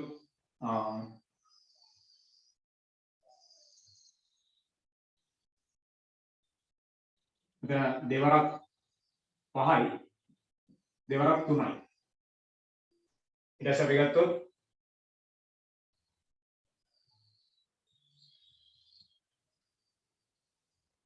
අපිට 6වරක් 9යි. දැන් 3 වරක් 1යි 3 වරක් 3යි. දැන් මෙතනගේ 3 වරක් 5 15යි. තප්පර කිලෝමීටර 15ක ප්‍රවේගයක්. පැයට කිලෝමීටර 54ක ප්‍රවේගයක් කියන එක අපිට ඒකක වෙනස් කරලා නිර්ණය කරගන්න පුළුවන්. තප්පරයට මීටර 15ක ප්‍රවේගයක් ලෙස. මොකද සම්මත එක් වලින් තමයි අපිට ඒකකයන් ආදේශ කරන්න ඕනේ සමීකරණ වලට. එහෙනම් මට මුලින්ම ප්‍රකර්ෂණ බලය සඳහා ප්‍රකර්ෂණ බලය ගැන අයිඩියා එකක් ගන්න අපිට පාවිච්චි කරන්න පුළුවන්. ඔතන F සමාන m මේ සම්බන්ධතාවය මගින් මුලින්ම ප්‍රකර්ෂණ බලය අපිට නිර්ණය කළා. එතනින් අපිට ජවය ගැන අයිඩියා එකක් ගන්න පුළුවන් ප්‍රකර්ෂණ බලය එතනින් නිර්ණය කරගන්න නේ. එතකොට පැයට කිලෝමීටර 54ක ප්‍රවේගයෙන් මු ඉහළට මේ ප්‍රවේගයෙන් චලිත වෙනවා කියලා දීලා තියෙන නිසා. මොකද අපිට මෙතනදී ගානේ කියනවා පැයට කිලෝමීටර 54ක වේගයෙන් එම දුම්රිය මාර්ගයෙන් ඉහළට ඇදගෙන යාම සඳහා අවශ්‍ය ජවය 900 කිලෝවොට් බව පෙන්වනවා. එතකොට අපිට එම වේගයෙන්ම දුම්රිය පැයට කිලෝමීටර 54ක වේගයෙන් ඉහළට චලිත වෙද්දී අපිට නියත ප්‍රවේගයෙන් චලිත වෙද්දී ත්වරණය බිඳුවයි නේ. අපිට මේ අයිඩියා එක මෙතන පාවිච්චි කරන්න පුළුවන්. නියත ප්‍රවේගයෙන් චලිත වන විට නියත ප්‍රවේගයෙන් චලිත වන විට ත්වරණය ශූන්‍ය වේ. නම් ඒ අදහස පාවිච්චි කරලා ඇල්ෆා අනන්ත තලයේ දිගේ ඉහළට මම යදනවා මෙතන x සමාන ma කියන සම්බන්ධතාවය. මේ නිරූපණය තුලත් අපිට sin alpha කියන්නේ එක බෙදීම අනුවටයි. ඒකට ඉහළට ක්‍රියාත්මක වෙන බලය ප්‍රකාශන බලය p ක්‍රියාත්මක වෙනවා. ඊට ප්‍රතිවිරුද්ධව ඝර්ෂණ බලය r ක්‍රියාත්මක වෙනවා. මාර්ග ප්‍රතිරෝධය. මෙතන බරේ සංහතයක් අපිට ක්‍රියාත්මක වෙනවා. අපි දන්නවා මෙයා සිරස් රේඛාව මුත් තිරස් රේඛාව දෙන්න කියන ලම්බකයි. මෙතන කොනේ ඇල්ෆා නම් මෙයා අනුවරින ඇල්ෆා. ඒ නිසා අපි ගත්තොත් බරේ ක්‍රියා රේඛාව මෙතන ආනතරයට ලම්බ රේඛාව සමග ඇල්ෆා කෝණයක් සාදන්නේ. එහෙනම් අපිට බරේ සංහතකයේ ආනතරයේ දිගේ පහළට තීරණය කරනවා mg sin alpha. හරිනේ කැපිටල් mg sin alpha. ඒත් අපි දන්නවා මෙතන කැපිටල් mg කියන්නේ මෙයාගේමයි. හරිනේ මෙයාගේමයි. ඒකට ත්වරණයේ බිඳුවක් නිසා මේ පදේ බිඳුවක් වෙන්න ඕනේ. සමානයි බිඳුවක් වේ යුතුයි. එහෙනම් අපිට උතනින් ප්‍රකාශන බලය තීරණය කරන්න පුළුවන් නේ. p සමාන නම් කැපිටල් r ධන mg sin alpha. එහෙනම් අපිට උතනින් කැපිටල් p ගණනය කරන්න පුළුවන්. මාර්ග ප්‍රතිරෝධය අපි තීරණය කරා. නිව්ටන් 30000යි.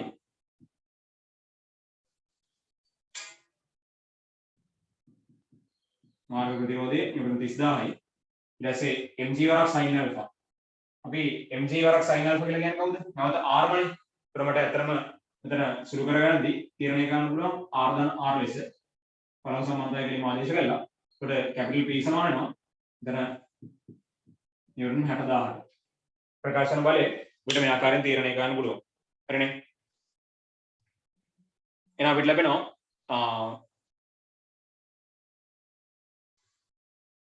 h සමානයි pv සම්බන්ධතාවයෙන් මට ජවය නිර්ණය කරන්න පුළුවන්. h සමානයි pv සම්බන්ධතාවයෙන් අපිට ජවය නිර්ණය කරන්න පුළුවන්. අපි ගත්තොත් මේ නිසා ජවය කැපිටල් h නම් h සමානයි pv සම්බන්ධතාවයම පාවිච්චි කරොත් අපිට ප්‍රකාශන බලය නිව්ටන් 60000යි වරක් ප්‍රවේගයේ තප්පරයට මීටර වලින් මේක පහළ. හරිනේ. පැහැදිලි වැඩි. ඒතර අපිට උතරින් තීරණය වෙනවා. එතන සුළු කරගත්තොත් 15 වේවා 6ක් අපිට 90යි. එතකොට අපිට උතන වොට් වලින් ගත්තොත් නම් අපි ගත්තොත් ලක්ෂ 9ක්. ඒ කියන්නේ කිලෝවොට් 900ක් නේ. කිලෝවොට් 900ක්. වොට් වලින් ගත්තොත් ලක්ෂ 9ක් කිලෝවොට් නම් 900ක්. කිලෝවොට් 900. යකාරින් අපිට ප්‍රතිඵලයකට ලැබෙන්න පුළුවන්. අන්න අයිඩියා එක. දැන් අපි ගානේ ඊළඟ කොටස් වලට යන්න කලින් ගාන පිට ඊට පස්සේ කියලා දෙනවා දුම්රිය සිජු මාර්ගයක චලිත වන අවස්ථාවක් ගැන. එතනට යන්න කලින් අපි මේ දක්වා කොටස් වලට ලකුණු වෙන වෙච්ච ආකාරය ගත්තොත් අපිට තීරණය ගන්න පුළුවන්. උතන මුලින්ම B කොටසේ ගානේ B කොටසේ අපිට මේ ප්‍රකාශන බලය නිර්ණය කරද්දී උතන අපිට මේ නිරූපණයත් එක්ක අපි x සමානයි මේ සම්බන්ධතාවය පාවිච්චි කරනවා. x සමානයි මේ සම්බන්ධතාවයේදී ත්වරණයේ බිඳුවක් කියනවා. එතන මේ ත්වරණයේ බිඳුව කියන අදහසත් එක්ක මෙන්න මේ සම්බන්ධතාවය ලබා ගන්නකොට එතන ලකුණු 10ක් වෙන් වෙනවා. ඊට පස්සේ ඊට අදාළව අපි r වල අගය නිර්ණය කර ගන්නකොට ලකුණු 5ක් වෙන් වෙනවා. r වල අගය නිර්ණය කර ගන්නකොට ලකුණු 5ක් වෙන් වෙනවා. ඊට පස්සේ අපි ගත්තොත් උතන සිරස ඉහළට කියන ආනතලයේ දිගේ ඉහළට චලිත වෙන සලකුණු අපි ප්‍රවේගය මුලින්ම ඒකකයන් වෙන් කළා හඳුන ගන්නකොට ලකුණු 5ක් වෙන් වෙනවා. තප්පරයට මීටර වලින් ප්‍රවේගය වෙන් කර නිරූපණය කර ගන්නකොට ලකුණු 5ක් වෙන් වෙනවා. ඊට පස්සේ අපි ගත්තොත් ප්‍රකාශන බලය නිර්ණය කිරීම සඳහා මම x සමානයි මේ සම්බන්ධතාවය පාවිච්චි කරද්දී මෙතනත් අපිට මේ නියත ප්‍රවේගයෙන් චලිත වෙන විට ත්වරණයේ ශූන්‍යයි කියන අයිඩියා එකත් එක්ක මෙන්න මේ සම්බන්ධතාවය ගොඩනගා ගන්නකොට දැන් ලකුණු 5ක් වෙන් වෙනවා. එතන අපිට ලකුණු 10ක් වෙන් වෙනවා. මේ සම්බන්ධතාවයට ලකුණු 10ක් වෙන් වෙනවා.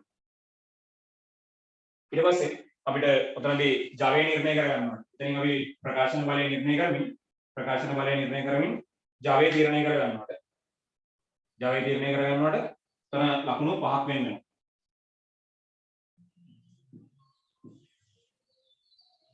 හරි නේද?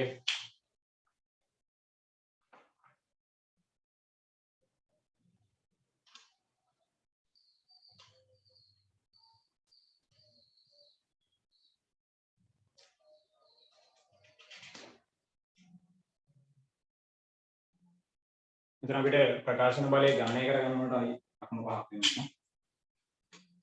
P වලගේ අපි මෙතනින් නිර්ණය කර ගන්නකොට ලකුණු 5ක් වෙනවා. ඒ විදිහට අපිට මේ දක්වා කොටස් වල ලකුණු 40ක් වෙන් වෙනවා. හරිනේ? ඔය දක්වා කොටස් වල ලකුණු 40ක් අපිට වෙන් වෙනවා. ඒතර ගානේ අපිට ඊළඟ කොටස ගත්තොත් ගානේ ඊට පස්සේ අපිට කියනවා දුම්රිය ඍජු මාර්ගයක කලින් තිබුණු විශාලත්වයේම ඇති ප්‍රතිරෝධයක් සහිතව පැයට කිලෝමීටර් 18ක වේගයකින් ගමන් කරන විට එන්ජිම මෙම ජවය සහිතව ක්‍රියා කරන බව උපකල්පනය කරමින් දුම්රියේ ත්වරණය සොයන්න. ඒතර ජවය අපිට 900 කිලෝවොට් අගයක් ප්‍රතිරෝධී බලය නිව්ටන් 30000ක් ඔය අගයන් මේ විදිහටම ක්‍රියාත්මක වෙනවා. ප්‍රවේගය අපිට අගේ පැයට කිලෝමීටර වලින් දෙලා තියෙනවා. ඒක මාරු කරගන්නකොට තප්පරයට මීටර වලින්. ඊට පස්සේ අපි එතනින් f සමානයි මේ සම්බන්ධතාවය යොදලා අපි කෙලින්ම නිර්ණය කරගත්තා නම් හරි. ඔතන මුලින්ම ජවය දීලා තියෙන නිසා එතනින් අපිට මේ ප්‍රවේගයත් එක්ක ප්‍රකාශන බලය නිර්ණය කරන්න පුළුවන්. ප්‍රකාශන බලය නිර්ණය කරගෙන ඊට පස්සේ f සමානයි මේ සම්බන්ධතාවය පාවිච්චි කරනකොට ත්වරණය නිර්ණය කරගන්න පුළුවන් වෙයි. හරිනේ? ඒතර මේ දක්වා කොටස් එක හරිනේ. ඒතර ප්‍රතිරෝධී බලය මේ කලින් ආගේමයි. ඒ කියන්නේ ප්‍රතිරෝධී බලය අපිට මේ කැපිටල් R වලගේ මේ ආකාරයෙන්ම ක්‍රියාත්මක වෙනවා.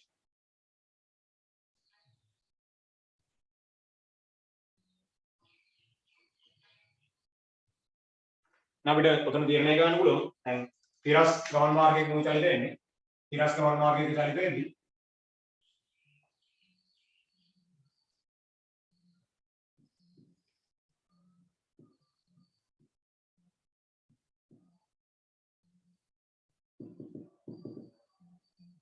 මේ පැත්තට පැයට කිලෝමීටර 18ක වේගයෙන් චලිත වෙනවා. පැයට කිලෝමීටර 18ක වේගයෙන්. එහෙනම් මට මුලින්ම පැයට කිලෝමීටර 18 ඒක පරිවර්තනය කරගන්න පුළුවන්. කිලෝමීටර් 18 මට තීරණය කරන්න පුළුවන් මීටර බවටපත් කරන්න 1000න් වැඩි කරන්න ඕනේ. ඊට පස්සේ මේ පැය එකක් කියන එක මට මිනිත්තු බවටපත් කරගන්න. එතරම් 360 60 වරක් 60න් අපිට වැඩි කරන්න ඕනේ. නෝතන අපිට සුළු කරගන්න පුළුවන් එතන. බිඳුවර බිඳුවක් කියලා තියෙනවා. මෙතන බිඳුවර බිඳුවයි. ඉතින් ගත්තොත් 6 වරක් 1යි 6 වරක් 3යි. 3 වරක් 1යි 3 වරක් 2යි 2 වරක් 1යි 2 වරක් 5යි. now අපිට ලැබෙනවා තප්පරයට මීටර වලින් නම් 5ක් ලෙස. තප්පරයට මීටර 5ක ප්‍රවේගයක් තමයි මෙතන තියෙන්නේ. හරිනේ. තප්පරයට මීටර 5ක ප්‍රවේගයක්. ඊට පස්සේ අපි ගත්තොත් ප්‍රකාශන බලය මට නිර්ණය කරගන්න පුළුවන් x සමානයි pv සම්බන්ධතාවය තුලින් x සමානයි pv සම්බන්ධතාවය පාවිච්චි කරොත් මට මෙතනදී ජවය කිලෝවොට් 900යි. ජවය කිලෝවොට් 900යි.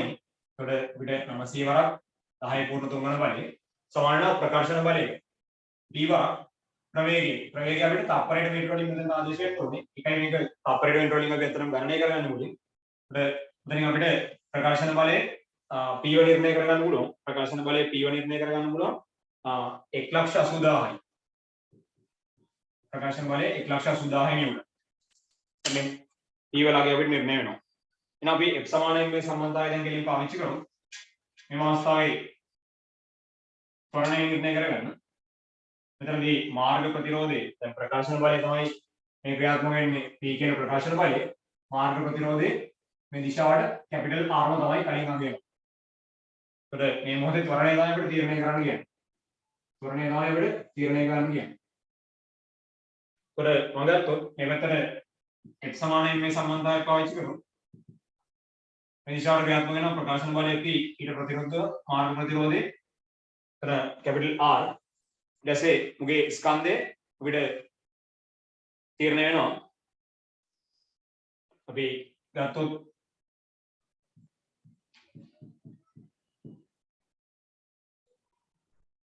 මෙට්‍රික් ටන් 300ක් එනම් 300 වරක් 10 ගණන් වරක් ත්වරණය සිම්පල් එක. එහෙනම් අපිට තීරණය කරන්න පුළුවන් මෙතන p වලගේ 1,80,000යි 1,80,000යි අපිට අඩු වෙන්න ඕනේ 30,000ක්. ඒක බෙදෙන්න ඕනේ අපිට මේ අගයෙන් බෙදුණා නම් සිම්පල් ඒව නිර්ණය කරන්න පුළුවන්. එතන අතරින් සිම්පල් ඒ සමාන වෙනවා. මෙතන 1,80,000න් අඩු වෙන්න ඕනේ 30,000ක්. මොකද බෙදෙන්න ඕනේ එතන අපිට ලක්ෂ 3යි. හරිනේ.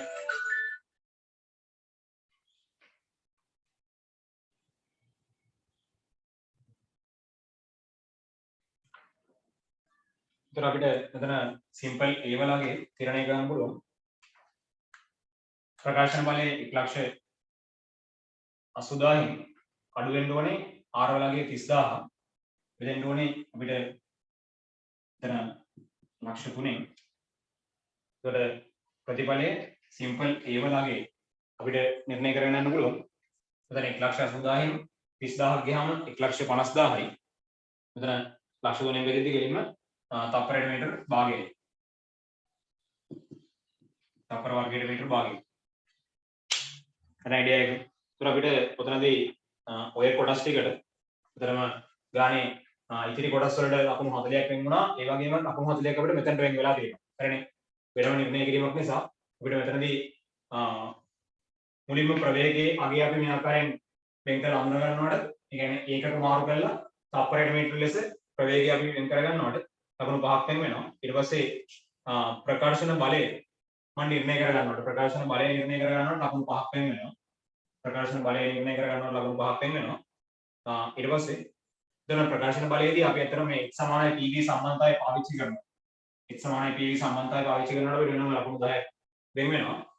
ඊට පස්සේ ඔතන f සමානයි ma සම්බන්ධතාවය අපි නිවැරදිව පාවිච්චි කරලා ආදේශ කරලා තියෙනවට ලකුණු 10ක් වෙන් වෙනවා.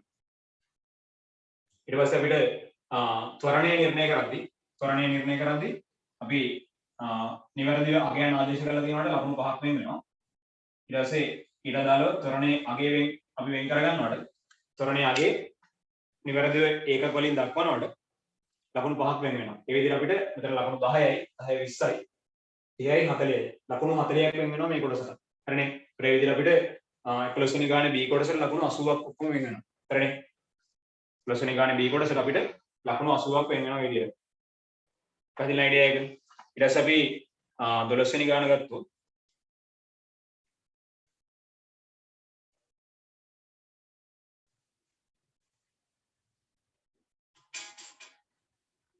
तर අපිට කාර්ය ශක්තිය ක්ෂමතාවය කියන්නේ අතරම B කොටසේ ගානක් විතර කාර්ය ශක්තිය ක්ෂමතාවය આવොත් බෝනස් ලකුණු ටිකක්. ඔක අතරම ලකුණු ඔය ලකුණු 80ම ඔකට උපරිම විනාඩි 10ක් විතර ලබා ගන්න පුළුවන්. හරි. ඔය ලකුණු 80ම උපරිම විනාඩි 10ක්. විනාඩි 10ක් ඕනෙත් නැහැ. ඊට අඩු කාලයකදී ඔකට ලබා ගන්නකොට උපරිම වැය කරන්න පුළුවන් විදිහ විනාඩි 10යි. ඊට වඩා වැඩි ගන්න එපා මේවට. ඒක වන්නේ නැහැ. මේවා බෝනස් ලකුණු. අනිවාර්යෙන් මේ ලකුණු ටික ගන්න ඕනේ පේපර් එකේ. මොකද අපිට ටයිම් එක බැලන්ස් කරගන්න ගොඩක් වටින ගණන් මේවා. හරිනේ. ලකුණු එක්රැස් කරගන්න ලේසි මේ වගේ ගණන්. මොකද අපිට ලොකු සුළු කිරීම ගොඩක් නැහැ. කන්සෙප්ට් ලොකුට හිතන්න දෙයක් නැහැ. අපි දන්න පොඩි සම්බන්ධතාවයක් විතරයි තියෙන්නේ. ඒවට වට ගාලා ආදේශ කරලා අපිට කෙලින්ම ප්‍රතිඵල වලට එළවෙන්න පුළුවන්. හරිනේ. එතකොට ඊට පස්සේ අපි ගත්තොත් 12 වෙනි ගානේ A කොටස 12 වෙනි ගානේ A කොටසේ අපිට දීලා තියෙනවා ABC ත්‍රිකෝණයේ ස්කන්ධයේ කැපිටල් M වූ ඒකාකාර සුමට ශූන්‍යයක ගුරුත්ව කේන්ද්‍රයේ ඔස්සේ වූ සිරස් හරස්කඩකි. AC සහ BC රේඛා අදාළ මුහුණත්වල වැඩිතම බැවුම් රේඛාව වන BA සහ AC රේඛා BC සමග සමාන ඇල්ෆා කෝණ සාදයි. තිරසට ඇල්ෆා අනත කෝණයකින් යුතු අචල සුමට තලයක් මත BC අන්තර්ගතව මුහුණත ඇතිවද AB තිරස්වද ශූන්‍ය රූපය දක්වන පරිදි තබා ඇත. ස්කන්ධයේ පිළිවෙලින් M1 සහ M2 වන කැපිටල් P සහ Q අංශු දෙකක් පිළිවෙලින් AB හා AC මත තබා කැපිටල් A ශීර්ෂයේ වූ කුඩා සුමට කප්පියක් උඩින් යන සැහැල්ලු අවිතන්න තන්තුවකින් සම්බන්ධ කර ඇත. තන්තුව තදව පද්ධතිය නිශ්චලතාවයේ සිට මුදාහරිනු ලැබේ. එක් එක් අංශුවේ ශූන්‍යයට සාපේක්ෂව ත්වරණයක් ශූන්‍ය ත්වරණය එක් එක් අංශුවේ ශූන්‍යයට සාපේක්ෂව ත්වරණයක් ශූන්‍ය ත්වරණයක් නිර්ණය කිරීම සඳහා කැපිටල් P අංශුවට BA දිගේ Q අංශුවට AC දිගේ මුළු පද්ධතියට BC දිගේද චලිත සමීකරණ ලියා දක්වන්න. ඒතර අපිට චලිත සමීකරණ ලියන්න ඕන විදියත් උතර කියලා තියෙනවා.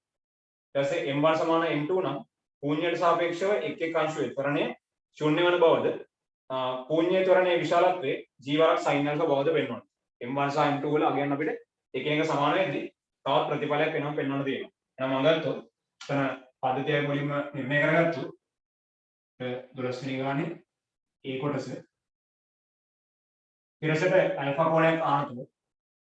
තිරසට ඇල්ෆා කෝණයක් ආනතුරු අපිට ආනතලයක් තියෙන මේ ආකාරයෙන් මේ ආනතලයේ මත ශූන්‍යයක් කියලා දෙනවා මේ ලෙස මේ ශූන්‍යයේ අපිට එක් පෘෂ්ඨයක් තිරස් වන ආකාරයෙන් තමයි නිරූපණය වෙන්නේ.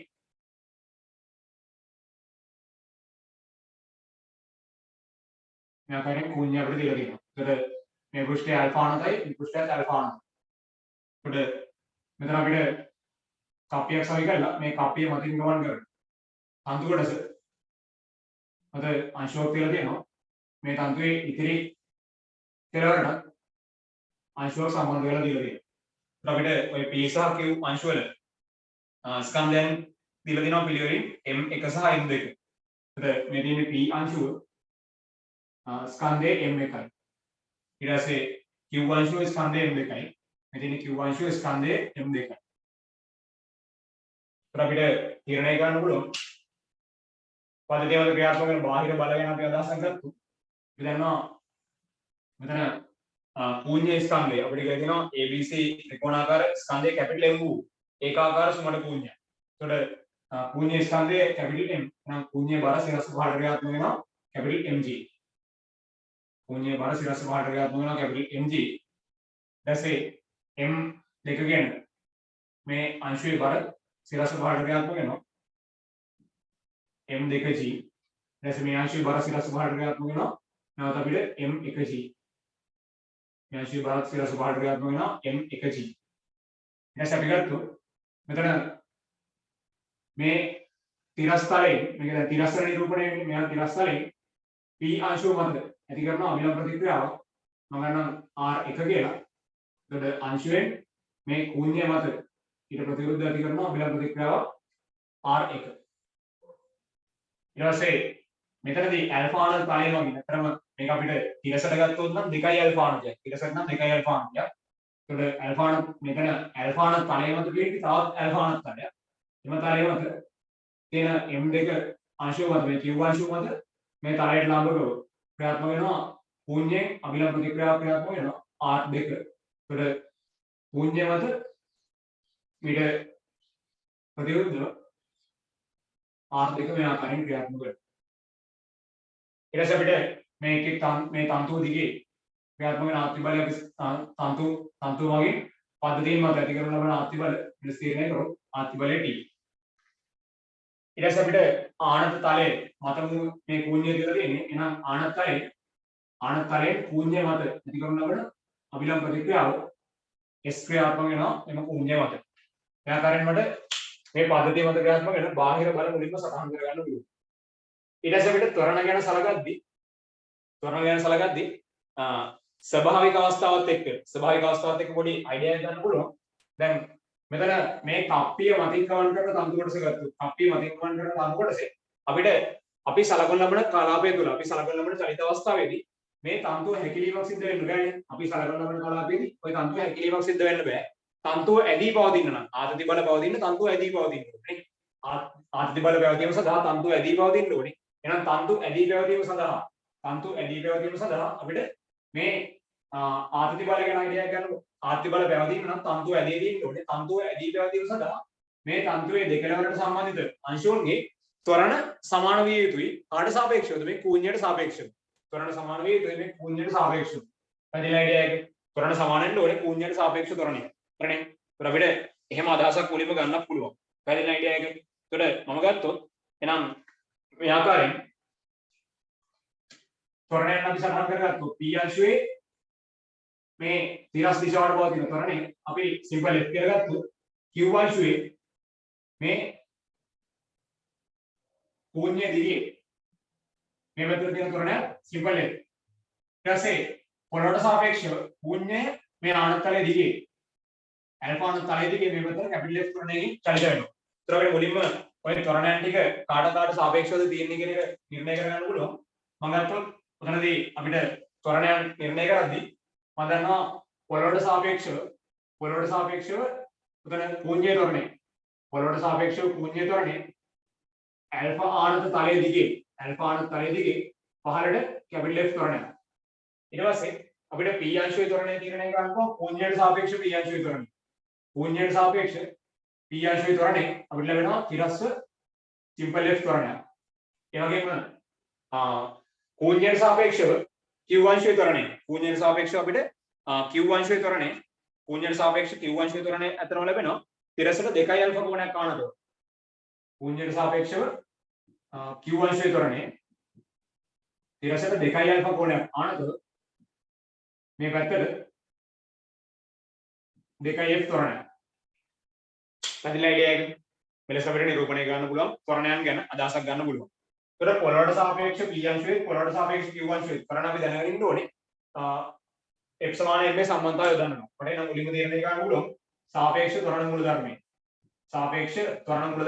අපිට තීරණය කරන්න පුළුවන් පොළොවට සාපේක්ෂව p අංශයේ ත්වරණය අතරමැදිය විදිහට ශූන්‍ය පාවිච්චි කරොත් ශූන්‍යයට සාපේක්ෂව p අංශයේ ත්වරණය ධන පොළොවට සාපේක්ෂ ශූන්‍ය ත්වරණය. ශූන්‍යයට සාපේක්ෂව p අංශයේ ත්වරණය තිරස්ස සිම්පල් f ත්වරණය. ඒ වගේම පොළොවට සාපේක්ෂ ශූන්‍ය ත්වරණය තිරසට 2 අල්ෆා කෝණයක් ආනතව මේ පැත්තට 2f ත්වරණය. ඒතර අපිට තීරණය ගන්න පුළුවන්. එහෙනම් මෙතන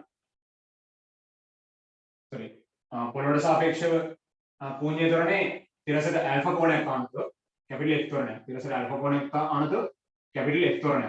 අපිට න්‍යාය නිරූපණය වෙනවා. එතනින් තිරස්ස සිම්පල් f ත්වරණය තිරසට ඇල්ෆා කෝණයක් ආනතව කැපිටල් f ත්වරණය. ඔය විදිහට අපිට පොළොවට සාපේක්ෂව q අංශයේ ත්වරණය ගැන හිතලා බලුවොත් අතරමැදිය විදිහට ශූන්‍ය පාවිච්චි කරොත් ශූන්‍යයට සාපේක්ෂව q අංශයේ ත්වරණය ධන පොළොවට සාපේක්ෂව ශූන්‍ය ත්වරණය. මට මෙතන තීරණය වෙනවා ශූන්‍යයට සාපේක්ෂව q අංශයේ ත්වරණය 2 අල්ෆා කෝණයක් ආනතව තිරසට 2 අල්ෆා කෝණයක් ආනතව ආනතරයේ දිගේ පහළට f ත්වරණය. එතන 2f නෙවෙයි f ත්වරණය. ඊට පස්සේ පොළොවට සාපේක්ෂ ශූන්‍ය ත්වරණේ තිරසට ඇල්ෆා කෝණයක් ආනතව විට කැපිටල් F ත්වරණයක්. එහෙනම් මෙතන අපිට නිරූපණය වෙනවා තිරසත් එක්ක ඇල්ෆා කෝණයක් ආනතව සහ 2 ඇල්ෆා කෝණයක් ආනතව තමයි ත්වරණ නිරූපණය වෙන්නේ. එකේ මේ කෝණය 2 ඇල්ෆා විට මේ කෝණය ඇල්ෆා. එතකොට තිරසට ඇල්ෆා කෝණයක් ආනතව කැපිටල් F ත්වරණයක්. තිරසට 2 ඇල්ෆා කෝණයක් ආනතව සිම්පල් F ත්වරණයක්. පොළොවට සාපේක්ෂ p අංශය සහ q අංශයේ ත්වරණයන් අපිට මේ ආකාරයෙන් නිර්ණය කරගන්න පුළුවන්. එහෙනම් මට තීරණය කරන්න පුළුවන් ගානේ ඔය කියන එක් අවස්ථාව යටතේ අපිට ওই ගානේ නිරූපණය කරලා දීලා තියෙන එක් අවස්ථාව යටතේ සම්බන්ධතාව ටික අපි පාවිච්චි කරගත්තා. අපිට සමීකරණ ලියන්න ඕනේ විදිය ගැන කියනවා. මොකද්ද? එක් අංශුවේ ශූන්‍යයට සාපේක්ෂ ත්වරණයක් ශූන්‍ය ත්වරණයක් නිර්ණය කිරීම සඳහා p අංශුවට ba දිගේද p අංශුවට ba දිගේ. ඒතර අපිට මේ ලක්ෂණ ටිකක් ලකුණු කරලා දීලා තියෙනවානේ. මේ තියෙන්නේ कैपिटल A लक्ष्य ඊට පස්සේ මෙතන कैपिटल B ලක්ෂය මෙතන कैपिटल C ලක්ෂය. එතකොට අපිට තීරණය කරන්න පුළුවන් P අංශුවට මුලින්ම කියනවා P අංශුවට BA දිගේද. නම් ගත්තොත් P අංශුවට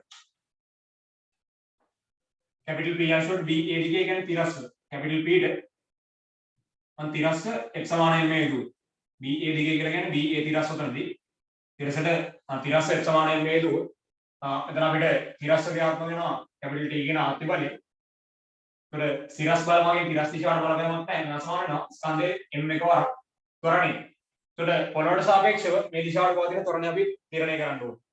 P අංශුව සැලකුවොත් පොළොවට සාපේක්ෂව තිරස්ස පවතින ත්වරණය සිම්පල් ඒ වගේම කැපිටල් F කියන සම්බන්ධයක් තියෙනවා කැපිටල් F cos α. ගන්න මෙයා පළමු සම්බන්ධතාවය ලෙස. ඊට පස්සේ අපිට q අංශුවට AC දිගේද q අංශුවට මම යොදන්න ඕනේ AC දිගේ. එතකොට q ට මේ AC දිගේ මම එතකොට AC දිගේ යොදනවා කියලා කියන්නේ තිරසට නම් 2 අල්ෆා කෝණයක් ආනතව මේ පැත්තට තමයි අපි x සමානයෙන් මේ යොදන්න ඕනේ. හරි නේද? එතකොට අපිට උතන තීරණය කරන්න පුළුවන් ඇත්තටම මේ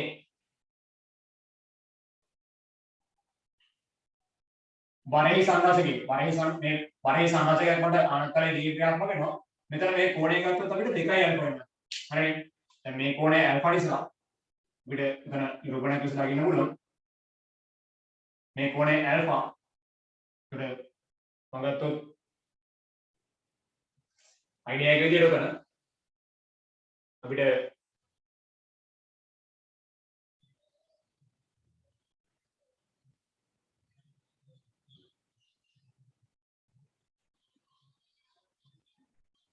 අපි ගත්තොත් උතන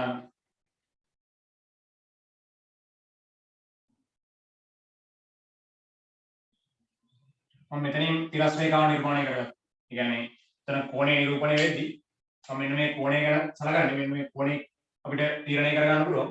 මම ගත්තොත් මෙන්න මෙතනින් තිරස් රේඛාව මම නිරූපණය කරුවා. මෙන්න මේ ශීර්ෂය C ශීර්ෂයේ සිට මම තිරස් රේඛාව නිරූපණය කරුවා. අපිට තීරණය කරන්න පුළුවන් එතරම් ඇල්ෆා අනතලයක් නිසා මෙන්න මේ කෝණයත් ඇල්ෆා මෙතන මෙන්න මේ කෝණයත් ඇල්ෆා අපි ඒක දන්නවනේ. එතකොට අපිට මේ මුළු කෝණය 2යි ඇල්ෆා වෙනවනේ. එතකොට අපි ලම්බකයක් අදිද්දි මේ ලම්බකය අදිද්දි ඒ කියන්නේ මේ සිරස් රේඛාව තිරස් රේඛාවට එකිනෙක ලම්බකයි මේ කෝණය 2යි ඇල්ෆා වෙද්දි අපිට අතරම මෙන්න මෙතන කෝණය ගත්තොත් මේ කෝණය ලැබෙනවා 90 2යි ඇල්ෆා 90 2යි ඇල්ෆා. එතකොට මේ කෝණය 2යි ඇල්ෆා වඩපත් වෙනවා. හරිනේ. මෙතන කෝණය 2යි ඇල්ෆා. මෙතන කෝණය 2යි ඇල්ෆා. හරිනේ. එතකොට මම එතන නිරූපණය වෙනම පොඩකයි තීරණය කරොත් අපි ගත්තොත් තිරසට ඇල්ෆා කෝණයක් ආනතව මේ ආනතලයේදී ඉතින් මේ ආනතලයේ මත තවත් තිරසට ඇල්ෆා ආනත ශූන්‍යයක් තමයි මේක තියලා තියෙන්නේ. එතකොට අංශුව තියෙන්නේ මූ මෙතන අංශුව තියෙන්නේ මේ ඇල්ෆා ආනතලය මත. එතකොට අංශුවේ බර ක්‍රියාත්මක වෙනවා මේ ආකාරයෙන්. අංශුවේ බර මේ ආකාරයෙන් සිරස් පහළට ක්‍රියාත්මක වෙනවා. හරිනේ. අංශයේ බර සිරස් පහළට ක්‍රියාත්මක වෙන්නේ මේ ආකාරයෙන්. ඒතර අපිට මෙතන මෙන්න මේ ශීර්ෂයෙන් නම් තිරස් රේඛාව නිර්මාණය කරාම මෙයා තිරස් රේඛාවක් මෙයා සිරස් මුන් දෙන්න එක එක ලම්බකයි. හැබැයි අපි දන්නවා මෙතන කෝණය ඇල්ෆා නිසා අනුරූප කෝණ වලින් මෙතන කෝණයත් ඇල්ෆානේ. මෙතන කෝණයත් ඇල්ෆා. ඒතර මේ මුළු කෝණය 2යි ඇල්ෆානේ. මෙයා අංශක 90ක් පිට මේ කෝණය 2යි ඇල්ෆා මෙයා 90 2යි ඇල්ෆානේ. මෙයා 90 2යි ඇල්ෆා. ඒක නිසා මට මේ තලයට ලම්බකව මේ ආනත් තලයට ලම්බකව මෙන්න මේ 2 අල්ෆා ආනත් තලයට ලම්බකව ලම්බකයක් අපි අද්දුවොත් මෙතන කෝණය මේ කෝණය 90 2 අල්ෆා නිසා මෙන්න මේ කෝණය 2 අල්ෆා වඩපත් වෙනවා නේ. පැහැදිලි අයිඩියා එක. ඒතකොට ඒ කෝණය තමයි මෙතන නිරූපණය කරේ 2 අල්ෆා ලෙස. හරිනේ. ඒ කෝණය තමයි මෙතන 2 අල්ෆා ලෙස නිරූපණය කරේ. මේකින් අපිට m2g කියන බලය. හරිනේ. මම මේ නිරූපණය පොඩ්ඩක් විශාලණය කරලා තමයි මෙතන වෙන්නේ. හරිනේ. මේ නිරූපණය පොඩ්ඩක් විශාලණය කරලා තමයි මෙතන නිරූපණය කරේ. පැහැදිලි අයිඩියා එක. ඒතර අපිට මේ කෝණය 2 අල්ෆා නිසා මට බරේ සංගතකයක් මේ ආනන්තල දිගේ පහළට තේරෙන්නේ යනවා. m2g sin 2 අල්ෆා නේ. m2g sin 2 alpha. පැහැදිලි අයිඩියා එක. m2g sin 2 අල්ෆා කියලා සංගතකයක් මට මේ ආනන්තල දිගේ පහළට ක්‍රියාත්මක වෙනවා. හරිනේ. m2g sin alpha. පැහැදිලි අයිඩියා එක. m2g sin අල්ෆා කියන බලය අපිට ආනන්තල දිගේ පහළට ක්‍රියාත්මක වෙනවා. එහෙනම් මට තීරණය කරන්න පුළුවන්. එතන m2g sin alpha sin 2 alpha m2g sin 2 alpha කියන බලය පහළට ක්‍රියාත්මක වෙනවා. ඊට පස්සේ මේ ආනතල දිගේ ඉහළට තන්තුවේ ආර්ථික බලය ක්‍රියාත්මක වෙනවා t. හරිනේ. තන්තුවේ ආර්ථික බලය ක්‍රියාත්මක වෙනවා t. මෙතන m2g sin 2 alpha ඍණ t සමාන වෙනවා ස්කන්ධයේ m2 වරක් ත්වරණය. ඔය ආනතලයේ දිගේ පහළට පවතින ත්වරණය. පොළොවට සාපේක්ෂව q අංශයේ මේ ආනතලයේ දිගේ පහළට පවතින ත්වරණය අපිට තීරණය වෙනවා. සිම්පල් f ධන අපි දන්නවා මේ කෝණය alpha වෙද්දි මෙතන කෝණයත් alpha නේ. කියන්නේ capital F cos alpha කියලා තව සංරචකයක් තියෙනවා නේ. capital F cos alpha. පැහැදිලි අයිඩියා එක. මේ ආකාරයෙන් අපිට දෙවන සම්බන්ධතාවය ගොඩනගන්න. පැහැදිලි වැඩි.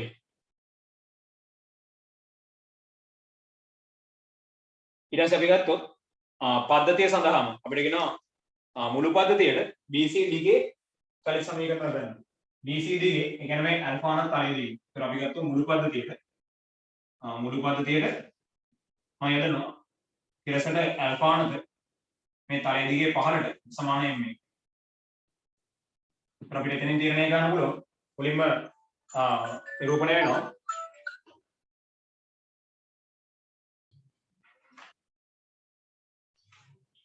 तर මේ මුළු පද්ධතියට මේ ආනතලයේ දිගේ පහළට BC දිගේ පහළට කියන්නේ ආනතලයේ දිගේ පහළට x සමානයි මේ දුවොත් අපිට එතන තීරණය වෙනවා. මෙතන දැන් මුළු පද්ධතිය සලකද්දී තන්තුවෙන් ඇති කරන ආතති බලය. ඒ වගේම R1 R2 කියන මේ අභිලම්බ ප්‍රතික්‍රියා සියල්ල අන්තර් ප්‍රතික්‍රියා බල වෙනවනේ මුළු පද්ධතිය සලකද්දී. ඒතර අපිට ආතති බල සෙට් වෙන්නේ නැහැ R1 R2 සම්බන්ධ වෙන්නේ නැහැ.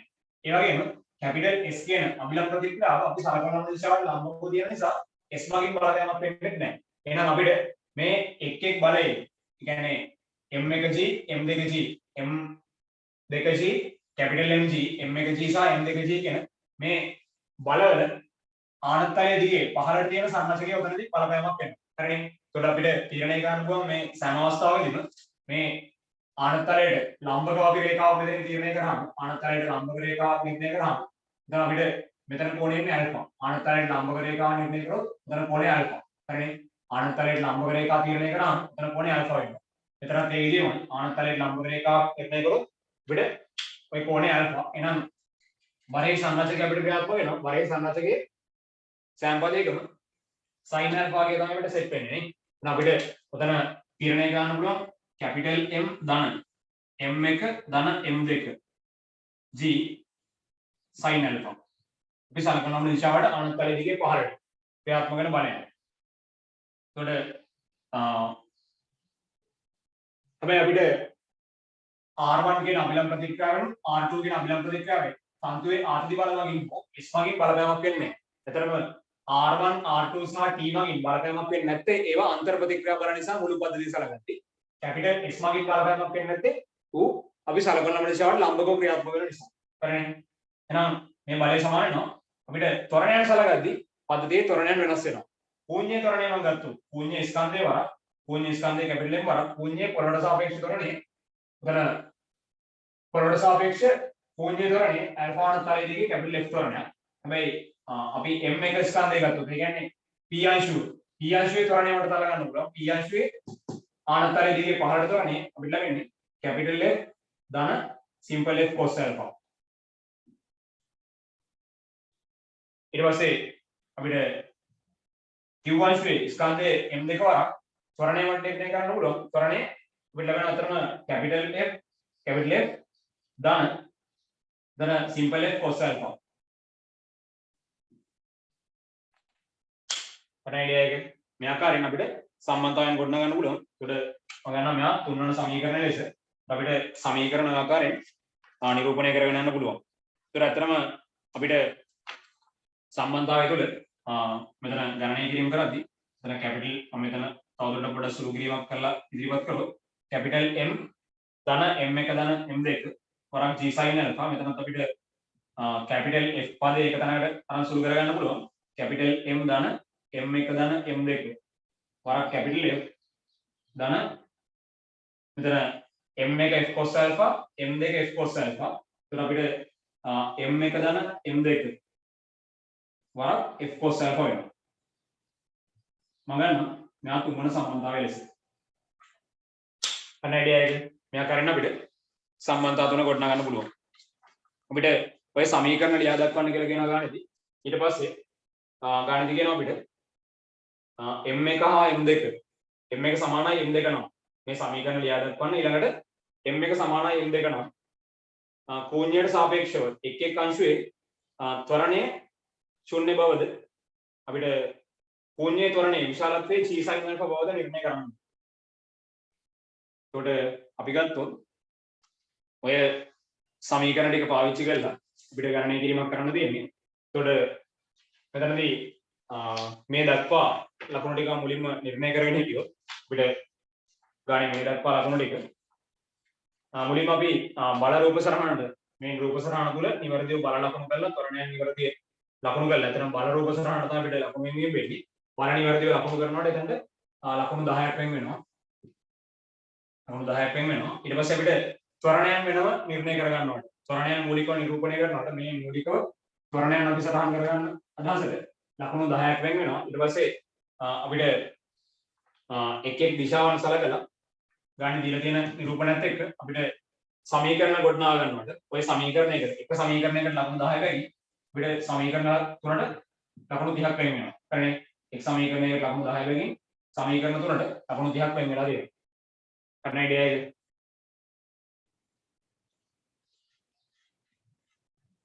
උදිර අපිට ලකුණු 50ක් දැනට ගානේ ගොඩනැගිලා තියෙනවා ලකුණු 50ක්. හරිනේ. ඊට පස්සේ දැන් අපිට ගානේ ගණනය කරන්න කියන්නේ මොකද්ද? m1 සමානයි m2 කියන අවස්ථාවේදී m1 සමානයි m2 කියන අවස්ථාවේදී m1 සමානයි m2 කියන අවස්ථාවේදී කෝණයට සාපේක්ෂව එක් එක් අංශයේ ත්වරණයේ ශූන්‍ය බවද m1 සමානයි m2 නම් අපිට තීරණය කරන්නලු කෝණයට සාපේක්ෂව එක් එක් අංශයේ ත්වරණයේ ශූන්‍ය බව. ඒ කියන්නේ සිම්පල් f වලගේ බිඳුවක් කියලා නිර්ණය කරන්න. එතකොට අපිට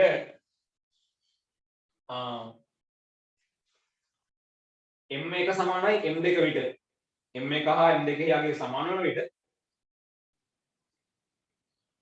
සිම්පල් f කියනවාගේ ශූන්‍යයට සාපේක්ෂව එක් එක් අංශයේ ත්වරණය කියලා කියන්නේ අපිට ඔතන සිම්පල් f කියන අගේ ශූන්‍ය වෙන බව ශූන්‍ය ත්වරණයේ විශාලත්වයේ g වරක් sin alpha වෙන බව නිර්ණය කරන්න තියෙනවා. එහෙනම් අපිට m1 සමානයි m2 කියන සම්බන්ධතාවය පාවිච්චි කරලා ඔතන අපි ගොඩනගාගත්ත 1 2 3 කියන සම්බන්ධතාවයන් විසඳවන වැඩේ හරිනේ. ඔය සම්බන්ධතාවයන් ටික විසඳන්න තියෙන්නේ අපිට. එහෙනම් අපි මුලින්ම නිර්ණය කරගත්තොත් m1 සමානයි m2 අවස්ථාවේ මේ සමීකරණ තුනම වෙන වෙනම විසඳගෙන ගියොත් සිම්පල් f වලගේ බිඳුවක් බවත් කැපිටල් f වලගේ වෙනවා අපිට ගණනය කිරීමකුත් කරන්න තියෙනවා.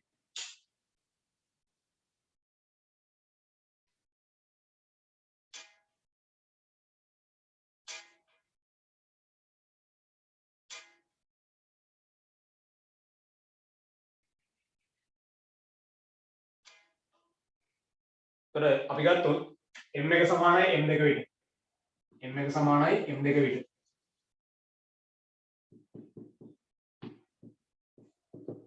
මට තීරණය ගන්න පුළුවන් මුලින්ම මම m1 සමානයි m2 විට මෙතන අපිට ආත්‍රි බලය කොහෙත්ම වැඩක් නැහැ නේ. එහෙනම් පළමු සම්බන්ධතාවය දෙවන සම්බන්ධතාවය එකතු කරලා අපි ගෙලින්ම ආත්‍රි බලය මුලින්ම ඉවත් කරගන්න. එක ධන දෙකෙන් ධන t ට ඍණ t ඉවත් වෙනවා. අපිට ලැබෙනවා m2 g sin alpha m2g sin 2යි alpha m2g sin 2යි alpha සමාන වෙනවා මේ පැත්තේ අපිට m1 f cos alpha m2 f cos alpha වෙනවා. එතකොට m1 m2කට සමාන නිසා අපිට මෙතන ගෙලින්ම m2 f cos alpha පද දෙකක් එකතු වෙන එක වෙන්නේ. එහෙනම් අපිට ලැබෙනවා උතන 2යි m2 f ධන capital F cos alpha. කරන අයිඩියා එක මේ ආකාරයෙන් ප්‍රතිඵල තීරණය කරන්න පුළුවන්. මෙතන ලියා ගන්නවා 2යි m2 වරක් simple f ධන capital F cos alpha. හරිනේ. ඒතර අපිට උතන සුළු කරන්න පුළුවන් නේද? දෙපැත්තෙම m2කට m2 ඉවත් කර ගන්න පුළුවන්. අපිට සමානතාවය ගොඩනගෙනවා g sin 2යි alpha සමාන වෙනවා දෙවරක් simple f ධන capital F cos alpha. ඒතර අර තාදුරට සුළු කර ගන්න පුළුවන් මෙතන sin 2යි alpha කියන්නේ 2යි sin alpha වරක් cos alpha සමානයි දෙවරක් දැන් capital F simple f ධන capital F cos alpha. නම් දෙකට දෙකක් ඉවත් වුණා. අපිට ලැබෙනවා g sin alpha වරක් cos alpha. අර සුළු වෙනවා simple f ධන capital F cos alpha ලෙස. මම ගන්නවා මෙයා හතරවන සමානතාවය ලෙස. ඒතර එහෙනම් අපිට හතරවන සමානතාවයේ simple f ධන capital F cos alpha අපි නිර්ණය කරන්න දෙනවා. මම ගන්නවා මෙතන අපිට මුලින්ම simple f බිඳුවක් කියලා පෙන්වන්න ඕනේ. මම නම් මෙතන simple f මුක්ත කරලා ලියාගමු. අපිට capital F මුක්ත කරලා ලියාගත්තු. capital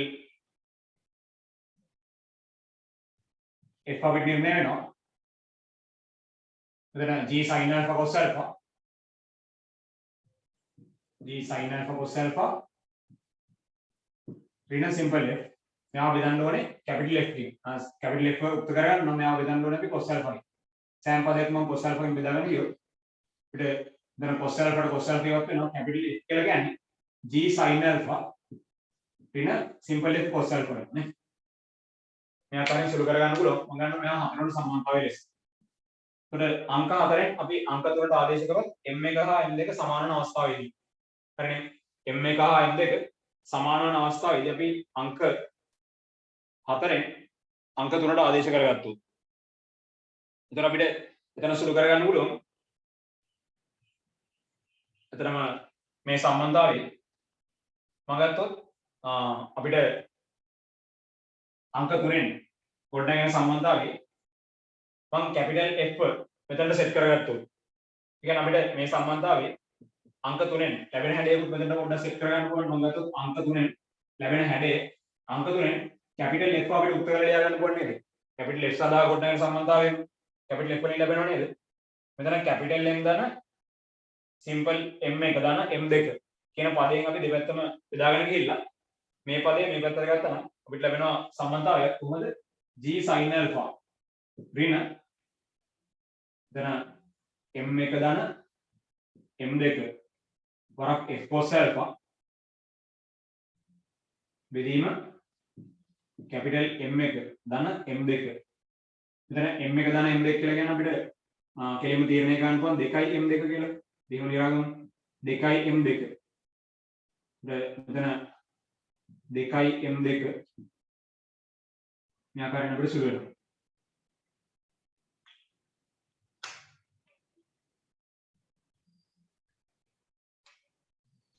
පැහැදිලි නේද ඒක?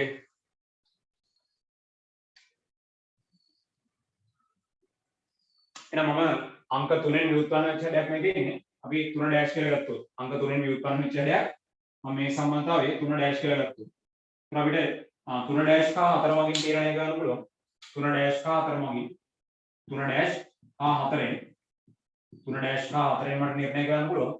එතන g sin alpha ඍණ simple f බෙදීම cos alpha සමාන වෙනවා g sin alpha ඍණ 2යි m2 වරක් f cos alpha බෙදීම capital M දාන 2යි m2. ඒතර අපිට g sin alpha ට g sin alpha ඉවත් වෙනවා. එහෙනම් මට තීරණය කරගන්න පුළුවන් දෙපැත්තම අපිට සුළු කරගත්තොත් මම ගන්නවා මෙතන මේ පදේ මේ පැත්තට වරන් සුළු කරගත්තොත් මේ පදේත් මේ පැත්තට දාලා අපි පොදු හරයක් කරන් සුළු කරගත්තොත් මේ පදයට මම මේ පැත්තට දාලා පොදු හරයක් කරන් සුළු කරගත්තොත් අපිට simple f එකක් උත්සාහයක් පිටතර ගන්න පුළුවන්. එතකොට f බෙදීම capital M ධන 2 m2 වරක් cos alpha වරක් අපිට මෙතන වරහන් ඇතුලේ පිරෙනවා ලවේ මේ ඍණ පදේ මේ පැත්තට දාලා සුළු කරගන්නේ. එතකොට මෙතන එනවා අපිට 2 m2 cos alpha 2 m2 cos alpha එතන ඍණ capital M ඍණ 2 m2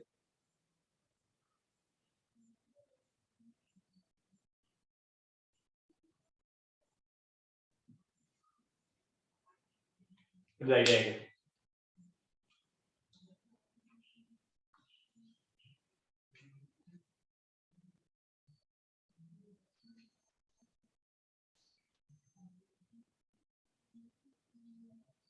ඉතින් අපිට cos alpha ගැන ප්‍රඩියම් කරනවා නේ. 2 m2 cos වර්ග alpha වෙනවා මෙතන. දැන් cos වර්ග alpha. ඉතින් අපිට මෙතන 2 m2 මම පිටතට ගත්තොත් 2 m2 අපි පිටතට ගත්තොත් 2 m2 මම ගත්තොත් මෙතනින් ඍණ 2 m2 පිටතට ගත්තොත් දැන් අපිට සුළු කරන්න පුළුවන් ඍණ m2 ඍණ 2 m2 ඍණ 2 m2 මේ පද දෙකෙන් මම පිටතට ගන්න සුළු කරගත්තොත් අපිට තීරණය එනවා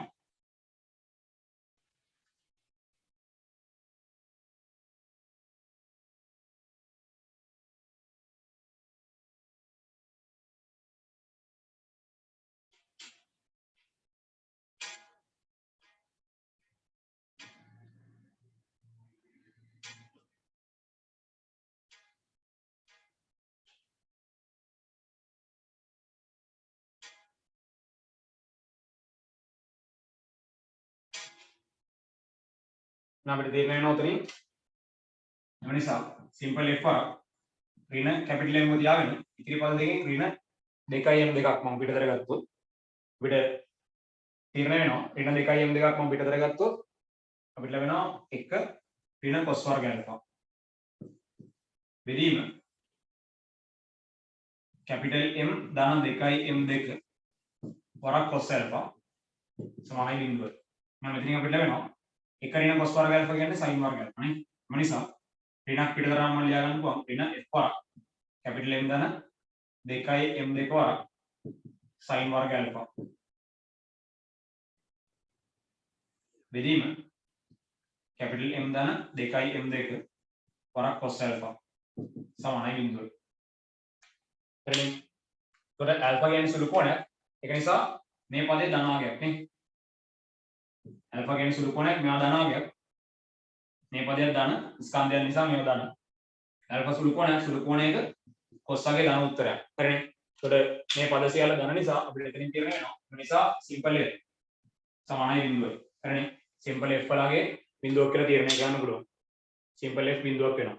එහෙනම් simple f බිඳුවක් පිළ අංක 4ෙන් capital F සමාන වෙනවා g sin alpha නේ. අපිට තීරණය වෙනවා. එම නිසා අංක 4ෙන්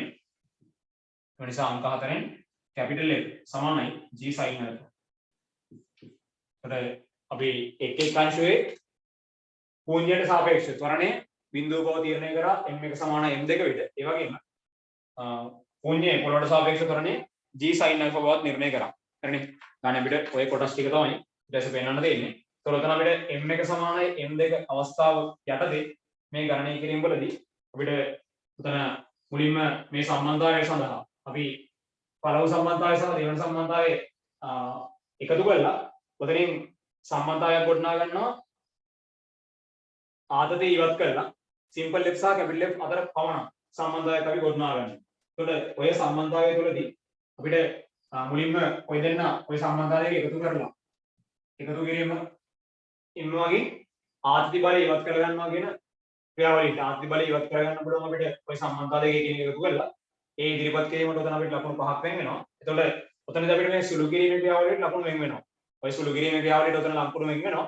මොකද අපිට ලසන් ප්‍රතිඵලයක් උතන වෙන්නන්න තියෙන්නේ simple f බිඳුවක් බව. simple f බිඳුවක් වෙන්නේ මේ නිර්ණය මෙන්න මේ සුළු කිරීම අපිට සුළු කිරීම හරහා අනිකුත් පද සියල්ල ධන වෙද්දී අපිට සම්බන්ධතාවයක අගේ බිඳුවක් වෙන්න නම් ගුණිතයක් අගේ බිඳුවක් වෙන්න එකෙක් ධන නම් අනික අනිවාර්යෙන් බිඳුව විය යුතුයි නේ. ඒ අදහසත් එක්ක තමයි අපිට උතන තීරණය වෙන්නේ f වලගේ බිඳුවක් විය යුතු බව. ඒකට ඒ නිරූපණයට මේ සුළු කිරීම ගොඩක් වැදගත්. ඒකට අපිට මේ සුළු කිරීමේ පියවර වලට මේ ගානේදී ටිකක් ලකුණු වෙන වෙලා තියෙනවා. අපි ගත්තොත් ඊට පස්සේ අපිට උතන මේ සම්බන්ධතාවය මම නිරූපණය කර ගන්නකොට මේ සම්බන්ධතාවය අපි තීරණය කර ගන්නකොට උතන ලකුණු පහක් ආයෙ වෙන වෙනවා. හරිනේ. ඒතර ගාන සුළු කරන්න පුළුවන් එක ක්‍රම තියෙනවා. මම මෙතන සිම්පල් කැපිටල් F සඳහා සම්බන්ධතාවයන් දෙකක් නිර්ණය කරගත්තේ. අංක 3ෙන් අපි නැවත කැපිටල් F සඳහා හැඩයක් ගොඩනගා ගත්තා. මේ නිරූපණයට ලකුණු පහක් වෙන වෙනවා. ඊට පස්සේ අපිට ඔය සම්බන්ධතාව දෙක මගින් මේ සම්බන්ධතාව දෙක මගින් මම සම්බන්ධතාව දෙක සම්බන්ධ කරගෙන එතනින් තීරණය කරගන්නවා. එතරම් මෙන්න මේ නිරූපණයදී මෙතනදී අපි සිම්පල් f ගේ ගුණිතයක් ලෙස මේව නිර්ණය කරගන්න තියෙනවා. අපිට එතනට ලකුණු පහක් වෙන වෙනවා. ඊට පස්සේ අපිට එතනින් f වලගේ බිඳුවක් බව g වල අගය f වලගේ බිඳුවක් බව කැපිටල් f ගේ අගය නිර්ණය කරගන්න පුළුවන්. එතනට අවසාන ලකුණු පහක් වෙන්නේ. එතරම් මේ සුළු කිරීම තමයි එතන අපිට විශේෂත්වය වෙන්නේ. ඒකට ඒ සුළු කිරීමට සම්පූර්ණයෙන්ම m එක සමානයි m2 අවස්ථාව යටතේ ගණනය කිරීම සියල්ලට අපිට ලකුණු 25ක් වෙනවා. හරිනේ. ඒකට 12 වෙනි ගානේ ඒ කොටසේ අපිට ඔය විදිහට මූලික නිරූපණයන් වලට ලකුණු 50ක් වෙන් වුණා. ඒකට සමග අපිට ත්වරණයන් සහ f simple f capital F සහ ආතතිය කියන නොදන්න පද ගණනය කරන්න අවශ්‍ය සමීකරණ ටික නිරූපණය කරගන්න තැනට වෙනකම් ලකුණු 50ක් අපිට වෙන් වුණා. එතන ඉඳන් m එක සමානයි m2 කියන අවස්ථාව යටතේ ගණනය කිරීම වලට අපිට ලකුණු 25ක් ඊට පස්සේ වෙන් වෙනවා. පැහැදිලි අයිඩියා එක. ඒකට අපිට 12 වෙනි ගානේ ඒ කොටසේ ලකුණු වෙන් වෙන ආකාරය තමයි මේ විදිහට දැක්කේ. පැහැදිලි නේද? 12 වෙනි ගානේ ඒ කොටසේ ලකුණු වෙන් වෙන විදිහ. පැහැදිලි නේද නේ?